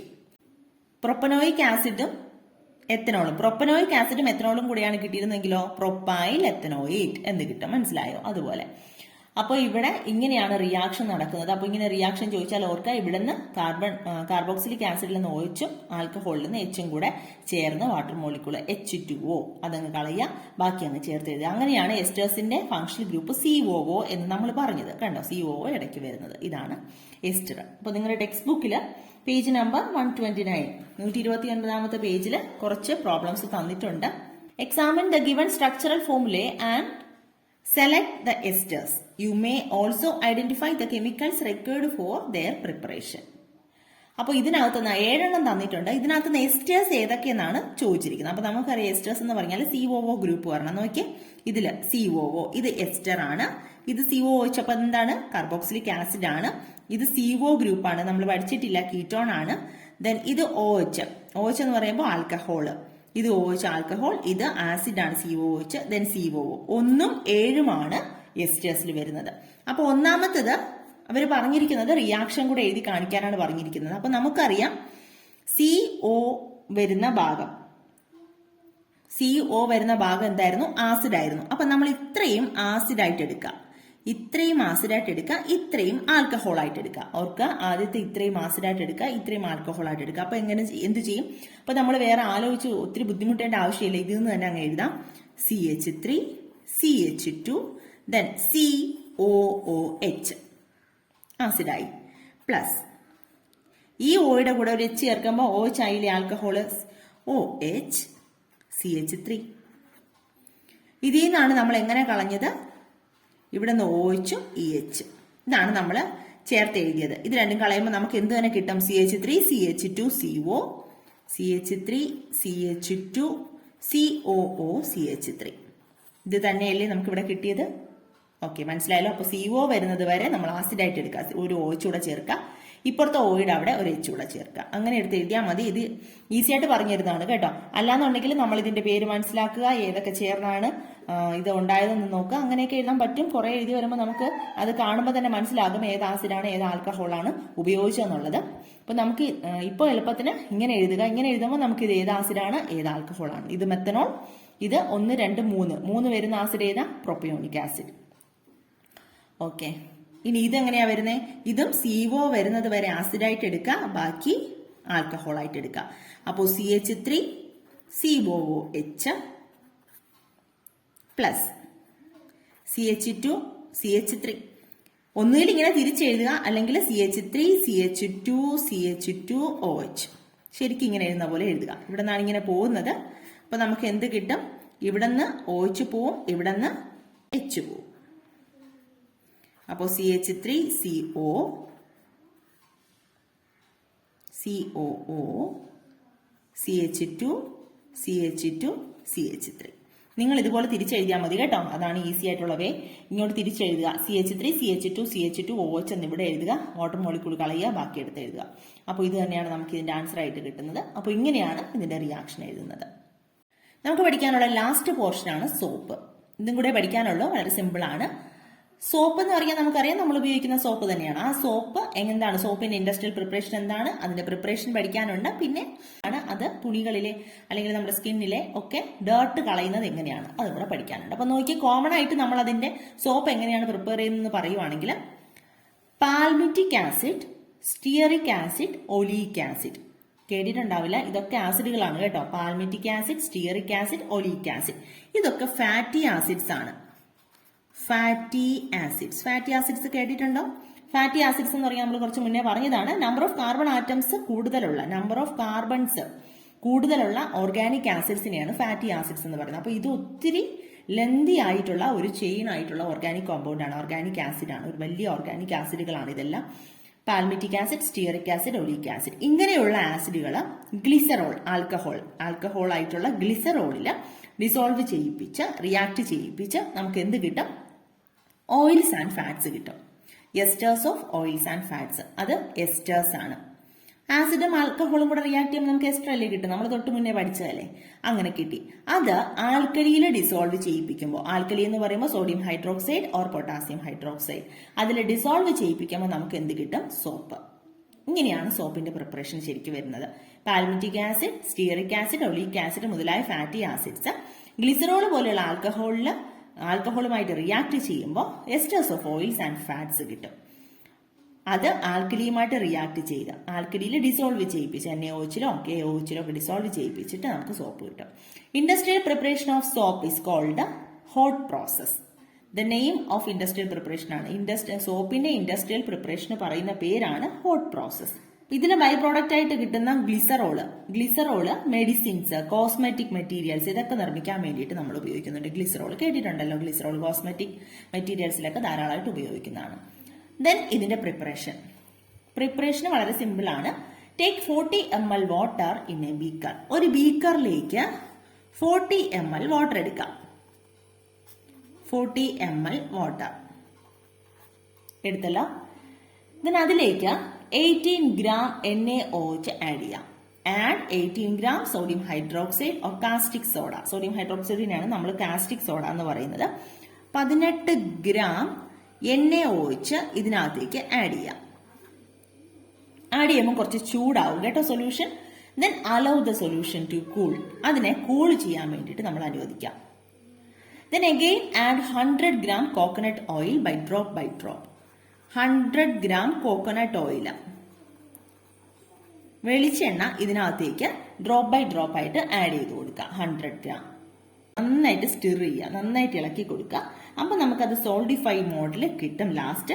Then it allowed to solidify in mould. അച്ചുകളിൽ ഒഴിച്ചു വെച്ച് സോപ്പാക്കി നമുക്ക് എടുക്കാം. അപ്പോൾ സോപ്പ് കിട്ടും. ഇത്രയേ ഉള്ളൂ ഇതിന്റെ പ്രിപ്പറേഷൻ എന്ന് പറയുന്നത്. ദെൻ ആ സമയത്ത് adding different colouring material and perfume we get soap having different colour and smell. അപ്പൊ നല്ല മണവും നല്ല കളറും ഒക്കെ കിട്ടാൻ വേണ്ടിയിട്ട് കളർ മെറ്റീരിയലും പെർഫ്യൂമും ഒക്കെ ഇതിന്റെ ഇടയിൽ ചേർത്ത് കൊടുക്കും. അപ്പൊ ഇങ്ങനെയാണ് സോപ്പ് കിട്ടുന്നത്. 40 ml വാട്ടർ എടുക്കുക, അതിലേക്ക് 18 gram NaOH ആഡ് ചെയ്യുക. ദെൻ കൂൾ ചെയ്യാൻ വെക്കുക. അത് കഴിഞ്ഞിട്ട് 100 ഗ്രാം കോക്കനട്ട് ഓയിൽ, ഇതിന്റെ അളവിനനുസരിച്ചാണ് 100 ഗ്രാം ഒക്കെ പറഞ്ഞിരിക്കുന്നത് കേട്ടോ. 40 ml വാട്ടർ എടുത്തപ്പോൾ കോക്കനട്ട് ഓയിൽ ആഡ് ചെയ്യുക. ദെൻ അത് നന്നായിട്ട് സ്റ്റിർ ചെയ്യുക. അപ്പോഴേക്കും നമുക്ക് സോപ്പ് കിട്ടും. അപ്പോൾ ഇതാണ് സോപ്പിന്റെ preparation. How soap removes dirt. എങ്ങനെയാണ് സോപ്പ് നമ്മുടെ ഡേർട്ട് റിമൂവ് ചെയ്യുന്നത്, അഴുക്ക് എങ്ങനെയാണ് കളയുന്നത് എന്നാണ്, നമ്മുടെ സ്കിന്നിലെയോ നമ്മുടെ വസ്ത്രങ്ങളിലെയോ ഒക്കെ മാലിന്യം എങ്ങനെയാണ് നീക്കം ചെയ്യുന്നതെന്നാണ് നമ്മൾ പറയാൻ പോകുന്നത്. സോപ്പ് മോളിക്യൂൾസ് ഇങ്ങനെയാണെന്ന് കൺസിഡർ ചെയ്യാം. ഇത് നോക്കിയേ, സോപ്പ് മോളിക്യൂൾസ്. ഇതാണ് സോപ്പ് മോളിക്യൂൾസ്. ഇത് സോപ്പ് മോളിക്യൂൾസ് ആണ്. ഇതിനൊരു ഹെഡും ടെയിലും ഉണ്ട്, കണ്ടോ? തലയും വാലും ഉണ്ട്, ഹെഡും ടെയിലും. ഇതിന്റെ ഹെഡ് പോർഷൻ എന്ന് പറയുന്നത് പോളാർ ആണ്, പോളാർ പാർട്ട്. ഇത് നോൺ പോളാർ പാർട്ട്. ഒരു പോളാർ എൻഡും ഉണ്ട്, നോൺ പോളാർ എൻഡും ഉണ്ട്. ഇപ്പൊ പോളാർ എന്ന് കേൾക്കുമ്പോൾ പോളാർ റീജിയൻ അല്ല, നോർത്ത് പോൾ സൗത്ത് പോൾ അതല്ല കേട്ടോ. ഇതിൽ പോളാർ എൻഡ് എന്ന് പറഞ്ഞാൽ വാട്ടർ ലവിങ് എന്നാണ് അർത്ഥം. അതായത് വാട്ടർ സൊല്യൂബിൾ. പോളാർ എന്ന് പറഞ്ഞാൽ വാട്ടർ സൊല്യൂബിൾ ആണ്. അത് ഈ സോപ്പിന്റെ മോളിക്യൂളിന്റെ അയോണിക് പാർട്ടാണ്. വാട്ടർ ലവിങ്, അതായത് വാട്ടർ സൊല്യൂബിൾ, വെള്ളത്തില് സൊല്യൂബിൾ ആവുന്നത്. നോൺ പോളാർ ആണെങ്കിലോ ഓയിൽ സൊല്യൂബിൾ ആണ്. ഓയിൽ സൊല്യൂബിൾ എന്ന് പറഞ്ഞാൽ fat soluble, oil or fat soluble, അതായത് ഡേർട്ടിൽ സൊല്യൂബിൾ ആകുന്ന പോർഷൻ ആണ് നോൺ പോളാർ എന്ന് പറയുന്നത്. അപ്പൊ ഇത് മനസ്സിലായാലോ, സോപ്പ് മോളിക്യൂൾസ്. ഇതിന് എങ്ങനെയാണ് ഡേർട്ട് കളയുന്നത് നോക്കാം. ഡ്രസ്സിലെയോ സ്കിന്നിലെയോ, ഇത് ഡ്രസ്സാണെങ്കിൽ ഇത് ഡേർട്ട് ഇങ്ങനെ ഇരിക്കാന്ന് വിചാരിക്കുക. ഡേർട്ട് നമ്മൾ സോപ്പ് അപ്ലൈ ചെയ്യുമ്പോൾ, നമ്മൾ സോപ്പ് ഇതിനകത്തിട്ട് അപ്ലൈ ചെയ്യുന്ന സമയത്ത് സോപ്പ് മോളിക്യൂൾസ് വന്ന്, ഇത് ഡേർട്ടാണ്. ഡേർട്ടിൽ കൂടുതൽ അടങ്ങിയിട്ടുള്ളത് ഏതാ? ഫാറ്റ്, ഓയില്, അതൊക്കെ ചേർന്നല്ലേ ഡേർട്ടായിട്ട് ഇരിക്കുന്നത്. നമ്മൾ വെള്ളവും സോപ്പും ഉപയോഗിച്ചാണ് ഇത് കഴുകി കളയുന്നത്.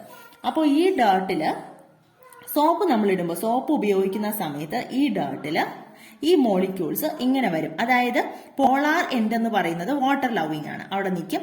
ഇതിന്റെ നോൺ പോളാർ എൻഡ് വന്ന് ഈ ഓയിലിൽ ഡിസോൾവ് ചെയ്യും, അതായത് ഫാറ്റിൽ ഡിസോൾവ് ചെയ്യും.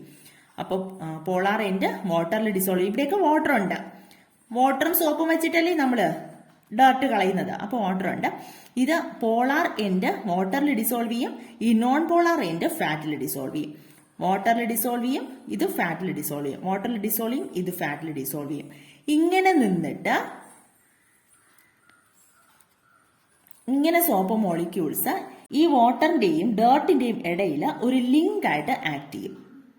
Soap molecules act as A link between water and dirt and remove the dirt. എന്നിട്ട് ഈ ഡേർട്ടിനെ അങ്ങ് റിമൂവ് ചെയ്ത് കളയും. ഇത് അങ്ങ് ഉരുണ്ട് പോകുന്നത് പോലെ ഒന്ന് സങ്കല്പിച്ചാൽ മതി കേട്ടോ. ഉരുണ്ട് പോകുന്നത് പോലെ അങ്ങ് ഉരുണ്ട് പോകും. മനസ്സിലായോ? ഇത് സോപ്പ് മോളിക്യൂൾസ് ആണ്. നിങ്ങൾക്ക് ഇത്രയും വിശദമായിട്ട് പഠിക്കാനില്ല, പക്ഷെ ടെക്സ്റ്റ് ബുക്കിലുണ്ട് പോളാർ എൻഡും നോൺ പോളാർ എൻഡും. ഇത് എങ്ങനെയാണെന്ന് മനസ്സിലാക്കാൻ വേണ്ടിയിട്ടാണ് ഞാനിത് പറഞ്ഞത്. പോളാർ എൻഡ് ഉണ്ട്, നോൺ പോളാർ എൻഡ് ഉണ്ട്. പോളാർ എൻഡ് എന്ന് പറഞ്ഞാൽ വാട്ടറിൽ ഡിസോൾവ് ചെയ്യും, വാട്ടറിലേക്കും. നോൺ പോളാർ എൻഡ് എന്ന് പറയുന്നത്, സോപ്പിന്റെ നോൺ പോളാർ എൻഡ് എന്ന് പറയുന്നത് ഓയിലിൽ ഡിസോൾവ് ചെയ്യും, അതായത് ഡേർട്ടിൽ ഡിസോൾവ് ചെയ്യും. അപ്പോൾ ഇങ്ങനെയാണ് ഡിസോൾവ് ചെയ്ത് നിൽക്കുന്നത്. വാട്ടറിൽ ഡിസോൾവ് ചെയ്യുന്ന പോർഷൻ ഇവിടെ നിൽക്കും, ഇത് ഡേർട്ടിൽ ഡിസോൾവ് ചെയ്യും. എന്നിട്ട് പതിയെ ഇതിലെന്ന് ഇതിന്റെ ഇടയിൽ വാട്ടറിന്റെയും ഡേർട്ടിന്റെയും ഇടയിൽ ഒരു ലിങ്ക് ആയിട്ട് ഇത് പ്രവർത്തിക്കും. അത് കഴിഞ്ഞിട്ട് ഈ ഡേർട്ടിനെ ഇവിടുന്ന് ഇളക്കി അങ്ങ് മാറ്റും. അങ്ങനെയാണ് സോപ്പ് ഡേർട്ടിനെ റിമൂവ് ചെയ്യുന്നത്. ഈ ഹെഡ് പാർട്ട് എന്ന് പറയുന്നത്, ഹെഡ് എന്ന് പറഞ്ഞാൽ water soluble part, polar part എന്ന് പറയുന്നത് അട്രാക്റ്റഡ് ടു വാട്ടർ, അങ്ങനെയാണ് വാട്ടറിൽ ഡിസോൾവ് ചെയ്യുന്നത്. ദെൻ ടെയിൽ പാർട്ട് എന്ന് പറയുന്നത് അട്രാക്റ്റഡ് ടു ഡേർട്ട്, അങ്ങനെ ഡേർട്ടിൽ അത് ഡിസോൾവ് ചെയ്യും. പിന്നെ വേറൊരു കാര്യം നമുക്കറിയാം, ഈ സോപ്പ് നമ്മൾ ആഡ് ചെയ്യുന്ന സമയത്ത് soap decreases the surface tension of water. വാട്ടറിന്റെ സർഫസ് ടെൻഷൻ കുറയ്ക്കാൻ പറ്റും സോപ്പിന്. അങ്ങനെ നമുക്ക് തുണിയൊക്കെ നന്നായിട്ട് വെള്ളത്തിൽ സോക്ക് ചെയ്ത് വെക്കാൻ പറ്റും, മുക്കി വെക്കാൻ പറ്റും. അത് കഴിഞ്ഞിട്ട് സോപ്പ് കൂടെ ആഡ് ചെയ്യുന്ന സമയത്ത് ഇങ്ങനെ ഒരു പ്രവർത്തനം നടന്ന് സോപ്പ് ഡേർട്ടിനെ റിമൂവ് ചെയ്യും. അപ്പോൾ ഇത്ര സിമ്പിൾ ആണ് കേട്ടോ. ഇങ്ങനെയാണ് സോപ്പ് ഡേർട്ടിനെ റിമൂവ് ചെയ്യുന്നത്. ഇനി ആ ടെക്സ്റ്റ് ബുക്ക് കൂടെ വായിച്ചു നോക്കിയാൽ നിങ്ങൾക്ക് ക്ലിയർ ആയിട്ട് മനസ്സിലാകും. ഡിറ്റർജന്റ് എന്ന് പറയുന്ന സോപ്പ് പോലെ തന്നെയാണ്, ഒരു ക്ലെൻസിങ് ഏജന്റ് ആണ്. ക്ലീൻ ചെയ്യാൻ വേണ്ടിയിട്ട് നമ്മൾ ഉപയോഗിക്കുന്നത് തന്നെയാണ് ഡിറ്റർജന്റ്. അപ്പൊ ഇതിനും ഓയിൽ സൊല്യൂബിൾ പാർട്ടും ഉണ്ട്, അതായത് നോൺ പോളാർ എൻസും ഉണ്ട്, വാട്ടർ സൊല്യൂബിൾ പോളാർ എൻസും ഉണ്ട്. അപ്പൊ അതിന്റെ പ്രവർത്തനമൊക്കെ നമ്മൾ സോപ്പിൽ പറഞ്ഞതുപോലെ തന്നെയാണ് അത് ആക്ട് ചെയ്യുന്നത്. ഡേർട്ട് കളയുന്നതൊക്കെ അതേ പ്രവർത്തനം തന്നെയാണ്, സെയിം റിയാക്ഷൻ. പക്ഷെ ഡിറ്റർജന്റ് എവിടെ നിന്നാണ് വരുന്നതെന്ന് അറിയോ? Hydrocarbons from coal and petroleum. കോളിൽ നിന്നും പെട്രോളിയത്തിൽ നിന്നും കിട്ടുന്ന ഹൈഡ്രോ കാർബണിൽ നിന്നുമാണ് ഡിറ്റർജന്റ് ഫോം ചെയ്യുന്നത്. Detergents are commonly the salts of sulphonic acid. Sulphonic ആസിഡിന്റെ സോൾട്ടുകളാണ് ഡിറ്റർജന്റുകളായിട്ട് നമുക്ക് കിട്ടുന്നത്. അത് ഡിറ്റർജന്റിന്റെ പാക്കറ്റിലൊക്കെ നോക്കിയാൽ നമുക്ക് കാണാൻ സാധിക്കും കേട്ടോ, എഴുതിയിരിക്കുന്നത്. 2 ടെസ്റ്റ് ട്യൂബ് എടുക്കുക. 2 ടെസ്റ്റ് ട്യൂബിലും സെയിം അളവിൽ 10 ml ഡിസ്റ്റിൽഡ് വാട്ടർ ഒന്നാമത്തെ ടെസ്റ്റ് ട്യൂബിൽ എടുക്കുക, 10 ml ഹാർഡ് വാട്ടർ രണ്ടാമത്തെ ടെസ്റ്റ് ട്യൂബിൽ എടുക്കുക. ഒന്നാമത്തെ ടെസ്റ്റ് ട്യൂബിൽ ഡിസ്റ്റിൽഡ് വാട്ടർ, രണ്ടാമത്തെ ടെസ്റ്റ് ട്യൂബിൽ hard water. Same equal amount ആണ് കേട്ടോ, 10 ml തന്നെ എടുക്കാം. ഇതിനകത്തേക്ക് സോപ്പ് സൊല്യൂഷൻ ആഡ് ചെയ്യാം. സോപ്പ് സൊല്യൂഷൻ, ഡിറ്റർജന്റിന്റെയും സോപ്പിന്റെയും വ്യത്യാസം പറയുന്നതാണ്. സോപ്പ് സൊല്യൂഷൻ ഇത് രണ്ടിലേക്കും ആഡ് ചെയ്യാം. ആഡ് ചെയ്യുന്ന സമയത്ത് ഇതിലേതിലാണ് കൂടുതലായിട്ട് പത ഉണ്ടാകുന്നത്, ഫോം ഉണ്ടാകുന്നത്? നമുക്കറിയാം ഡിസ്റ്റിൽഡ് വാട്ടറിലാണ് ധാരാളമായിട്ട് ഇങ്ങനെ പതഞ്ഞു വരുന്നത്. നമ്മൾ നന്നായിട്ട് ഷെയ്ക്ക് ചെയ്യണം കേട്ടോ. Then shake well. Soap solution add ചെയ്തിട്ട് ഷെയ്ക്ക് ചെയ്യുമ്പോൾ ഈ ടെസ്റ്റ് ട്യൂബിൽ, ഡിസ്റ്റിൽഡ് വാട്ടർ എടുത്ത ടെസ്റ്റ് ട്യൂബിൽ ധാരാളമായിട്ട് പത പൊങ്ങി വരും. മോർ ഫോം ഉണ്ടാകുന്നത് ഈ ഡിസ്റ്റിൽഡ് ഒന്നാമത്തെ ടെസ്റ്റ് ട്യൂബിൽ. ഇവിടെയാണെങ്കിൽ പത ഉണ്ടാകും, പക്ഷെ വളരെ കുറച്ചേ ഉണ്ടാകുള്ളൂ ഹാർഡ് വാട്ടറിൽ. അതിന് കാരണം എന്താ? Soap does not lather well in hard water. Hard വാട്ടറിൽ നന്നായിട്ട് സോപ്പ് പതയില്ല. നമ്മൾ പഠിച്ചിട്ടുണ്ട് ചെറിയ ക്ലാസ്സുകളിൽ എന്താ കാര്യമെന്ന്. Hardness of water is due to the dissolved calcium and magnesium salt in it. ഈ ഹാർഡ് വാട്ടറിൽ ധാരാളമായിട്ട് കാൽസ്യത്തിന്റെയും മഗ്നീഷ്യത്തിന്റെയും സോൾട്ടുകളുണ്ട്. അതുകൊണ്ടാണ് അത് സോപ്പ് പതയാത്തത്. ഈ സോൾട്ട്സ്, ഈ calcium and magnesium salts react with soap which gives insoluble compounds resulting the decreasing of lather. അപ്പൊ ഇത് സോപ്പോട്ട് react ചെയ്യുമ്പോൾ ഇൻസൊല്യൂബിൾ ആയിട്ടുള്ള കോമ്പൗണ്ട്സ് ആണ് ഉണ്ടാകുന്നത്. ഇതിൽ സൊല്യൂബിൾ ആവത്തില്ല. വാട്ടറിൽ സൊല്യൂബിൾ ആവാത്ത കോമ്പൗണ്ട്സ് ഉണ്ടാകുന്നത് കാരണമാണ് ഇതിന്റെ പത കുറഞ്ഞു പോകുന്നത്. ഏതിലാ? ഹാർഡ് വാട്ടറിൽ. ഡിസ്റ്റിൽഡ് വാട്ടറിൽ നന്നായിട്ട് സോപ്പ് പതയും. പക്ഷെ ഡിറ്റർജന്റ് ആണെങ്കിലോ, അതിൽ നമുക്കൊരു എക്സ്പെരിമെന്റ് ചെയ്യുന്നു. 2 ടെസ്റ്റ് ട്യൂബ് എടുക്കുക, സെയിം അതുപോലെ തന്നെ. ഇതിൽ 10 ml ഹാർഡ് വാട്ടർ എടുക്കുക, ഇതിലും 10 ml ഹാർഡ് വാട്ടർ എടുക്കുക. രണ്ടിലും 10 ml hard water, 10 ml hard water തന്നെ എടുക്കുക. ഒന്നിന് സോപ്പ് സൊല്യൂഷൻ ആഡ് ചെയ്യുക. സോപ്പ് സൊല്യൂഷൻ, ഒന്നില് സോപ്പ് സൊല്യൂഷൻ ആഡ് ചെയ്യുക, ഒന്നില് ഡിറ്റർജന്റ് സൊല്യൂഷൻ ആഡ് ചെയ്യാം. ഡിറ്റർജന്റ് സൊല്യൂഷൻ, ഒന്നില് ഡിറ്റർജന്റ് സൊല്യൂഷൻ, ഒന്നില് സോപ്പ് സൊല്യൂഷൻ ആഡ് ചെയ്തു, ഒന്നില് ഡിറ്റർജന്റ് സൊല്യൂഷൻ. രണ്ടിലും ഹാർഡ് വാട്ടർ ആണ് എടുത്തത്, 10 ml വീതം. ഇതിന് നമുക്ക് എന്നിട്ട് ഷെയ്ക്ക് ചെയ്യാം. ഷെയ്ക്ക് ചെയ്യുന്ന സമയത്ത് നമുക്ക് നേരത്തെ കണ്ടതാണ് ഹാർഡ് വാട്ടറിൽ സോപ്പിൽ കുറച്ച് പതേ ഉണ്ടാവുള്ളൂ. പക്ഷേ ഡിറ്റർജന്റ് ആണ് നമ്മൾ ആഡ് ചെയ്യുന്നതെങ്കിൽ ധാരാളം പത ഉണ്ടാകും. ഹാർഡ് വാട്ടറിലാണെങ്കിലും ധാരാളം പത ഉണ്ടാകും. അതിന് കാരണം എന്താ? Detergent do not give insoluble compounds on reaction with these salts. ഏതൊക്കെ? കാൽസ്യം മഗ്നീഷ്യം സോൾട്ട്സ് ഉണ്ടല്ലോ ഹാർഡ് വാട്ടറിൽ, അതാണ് സോപ്പ് പതയാത്തത്. പക്ഷെ ഡിറ്റർജന്റ് ആണെങ്കിൽ ഈ സോപ്പ് നമ്മൾ അതിനകത്ത് ആഡ് ചെയ്യുമ്പോൾ ഈ കാൽസ്യം മഗ്നീഷ്യവും പ്രവർത്തിച്ച് ഇൻസൊല്യൂബിൾ കോമ്പൗണ്ട്സ് ആണ് കിട്ടുന്നത്. അതുകൊണ്ടാണ് പത ഉണ്ടാകാത്തത്. പക്ഷെ ഡിറ്റർജന്റ് ആണ് നമ്മൾ ആഡ് ചെയ്യുന്നതെങ്കിൽ അവിടെ ഇൻസൊല്യൂബിൾ കോമ്പൗണ്ട്സ് ഉണ്ടാകുന്നില്ല. അപ്പോൾ അവിടെ പത ഉണ്ടാകും. Hence detergents are more effective than soap in hard water. അപ്പോൾ ഹാർഡ് വാട്ടർ ഉപയോഗിക്കുമ്പോൾ സോപ്പിനെക്കാളും ഡിറ്റർജന്റ് ആണ് മോർ ഇഫക്റ്റീവ്. അതിന്റെ കാരണം ചോദിച്ചാൽ എഴുതാലോ. Detergents do not give insoluble compounds on the reaction with calcium and magnesium salts in hard water. Hard വാട്ടറിൽ കാൽസ്യത്തിന്റെയും മഗ്നീഷ്യത്തിന്റെയും സോൾട്ടുമായിട്ട് റിയാക്ട് ചെയ്ത് ഇൻസൊല്യൂബിൾ കോമ്പൗണ്ട്സ് ഉണ്ടാക്കുന്നില്ല. അതുകൊണ്ടാണ് ഡിറ്റർജന്റ് ഉപയോഗിക്കുമ്പോൾ ഹാർഡ് വാട്ടറിൽ പത ഉണ്ടാകും, പക്ഷെ സോപ്പാണ് ഉപയോഗിക്കുന്നതെങ്കിൽ പത ഉണ്ടാകില്ല. Hence detergents are more effective than soap in hard water. പക്ഷെ excessive use of detergents causes എൻവയോൺമെന്റൽ പ്രോബ്ലംസ്. നമ്മുടെ ധാരാളമായിട്ട് അമിതമായിട്ട് നമ്മൾ ഡിറ്റർജൻസ് ഉപയോഗിക്കുവാണെങ്കിൽ അത് എൻവയോൺമെന്റൽ പ്രോബ്ലം ഉണ്ടാക്കും. അതായത് ഡിറ്റർജൻസിനെ ഈ വാട്ടറിലുള്ള മൈക്രോ ഓർഗാനിസത്തിന്, സൂക്ഷ്മ ജീവാണുക്കൾക്ക് ഡീകമ്പോസ് ചെയ്യാൻ സാധിക്കില്ല ഡിറ്റർജൻസിനെ. സോപ്പ് വലിയ പ്രശ്നമില്ല ഡിറ്റർജൻസിനെ. അപ്പൊ അങ്ങനെയാണെങ്കിൽ അത് അക്വാറ്റിക് ലൈഫിനെയൊക്കെ സാരമായിട്ട് ബാധിക്കും. ജലജീവികളുടെ നിലനിൽപ്പ് തന്നെ അത് അപകടത്തിലാക്കും. അതുകൊണ്ട് ധാരാളമായിട്ട് അമിതമായിട്ട് ഡിറ്റർജന്റ് ഉപയോഗിക്കുന്നത് നല്ലതല്ല. അപ്പൊ ഇത്രയുമാണ് നമുക്ക് ഈ ചാപ്റ്ററിൽ പഠിക്കാനുള്ളത്. നമ്മൾ ആദ്യത്തെ പാർട്ടിൽ പഠിച്ചത് some basic chemical reactions of organic compounds. Organic കോമ്പൗണ്ട്സിന്റെ ബേസിക് കെമിക്കൽ റിയാക്ഷൻസ് 5 എണ്ണം. ഒന്നാമത്തെ സബ്സ്റ്റിറ്റ്യൂഷൻ റിയാക്ഷൻ, രണ്ടാമത്തെ addition reaction, polymerisation reaction, combustion of hydrocarbons, then thermal cracking. അതാണ് പഠിച്ചത്. രണ്ടാമത്തെ ഭാഗത്ത് നമ്മൾ പഠിച്ചത് സം ഇമ്പോർട്ടന്റ് കോമ്പൗണ്ട്സ്, അതായത് ആൽക്കഹോൾസ്, ആസിഡ്സ്, എസ്റ്റേഴ്സ്. ആൽക്കഹോൾസിൽ നമ്മൾ 2 എണ്ണം പഠിച്ചു, ആസിഡ്സിൽ നമ്മൾ 1 എണ്ണം പഠിച്ചു, എസ്റ്റേഴ്സിലും 1 എണ്ണം പഠിച്ചു. അതിന്റെ പ്രിപ്പറേഷൻ, അതിന്റെ യൂസസ്, അത്രയും പഠിക്കാം. ദെൻ പിന്നെ നമ്മൾ പഠിച്ചത് സോപ്പും ഡിറ്റർജന്റും, എങ്ങനെയാണ് സോപ്പ് ഡേർട്ട് കളയുന്നത് എന്നുള്ളത് നമ്മൾ പഠിച്ചു. അതിന്റെ പ്രോസസ്സ് അതെല്ലാം പഠിച്ചു വെക്കാം. അപ്പോൾ ക്വസ്റ്റ്യൻ ചോദിക്കുന്നത് വളരെ സിമ്പിൾ ആയിട്ടാണ്. ആദ്യത്തെ 5 റിയാക്ഷൻസിലൊന്നും ക്വസ്റ്റ്യൻസ് ഉണ്ട് SLC എക്സാമിന്. അപ്പോൾ ക്വസ്റ്റ്യൻ പേപ്പർ ഡിസ്കസ് ചെയ്യുമ്പോൾ നമുക്കത് വളരെ വിശദമായിട്ട് പഠിക്കാം. അപ്പോൾ ക്ലിയർ ആയി മനസ്സിലായി എന്ന് വിചാരിക്കുന്നു. അപ്പോൾ അടുത്ത ക്ലാസ്സിൽ കാണാം. Thank you.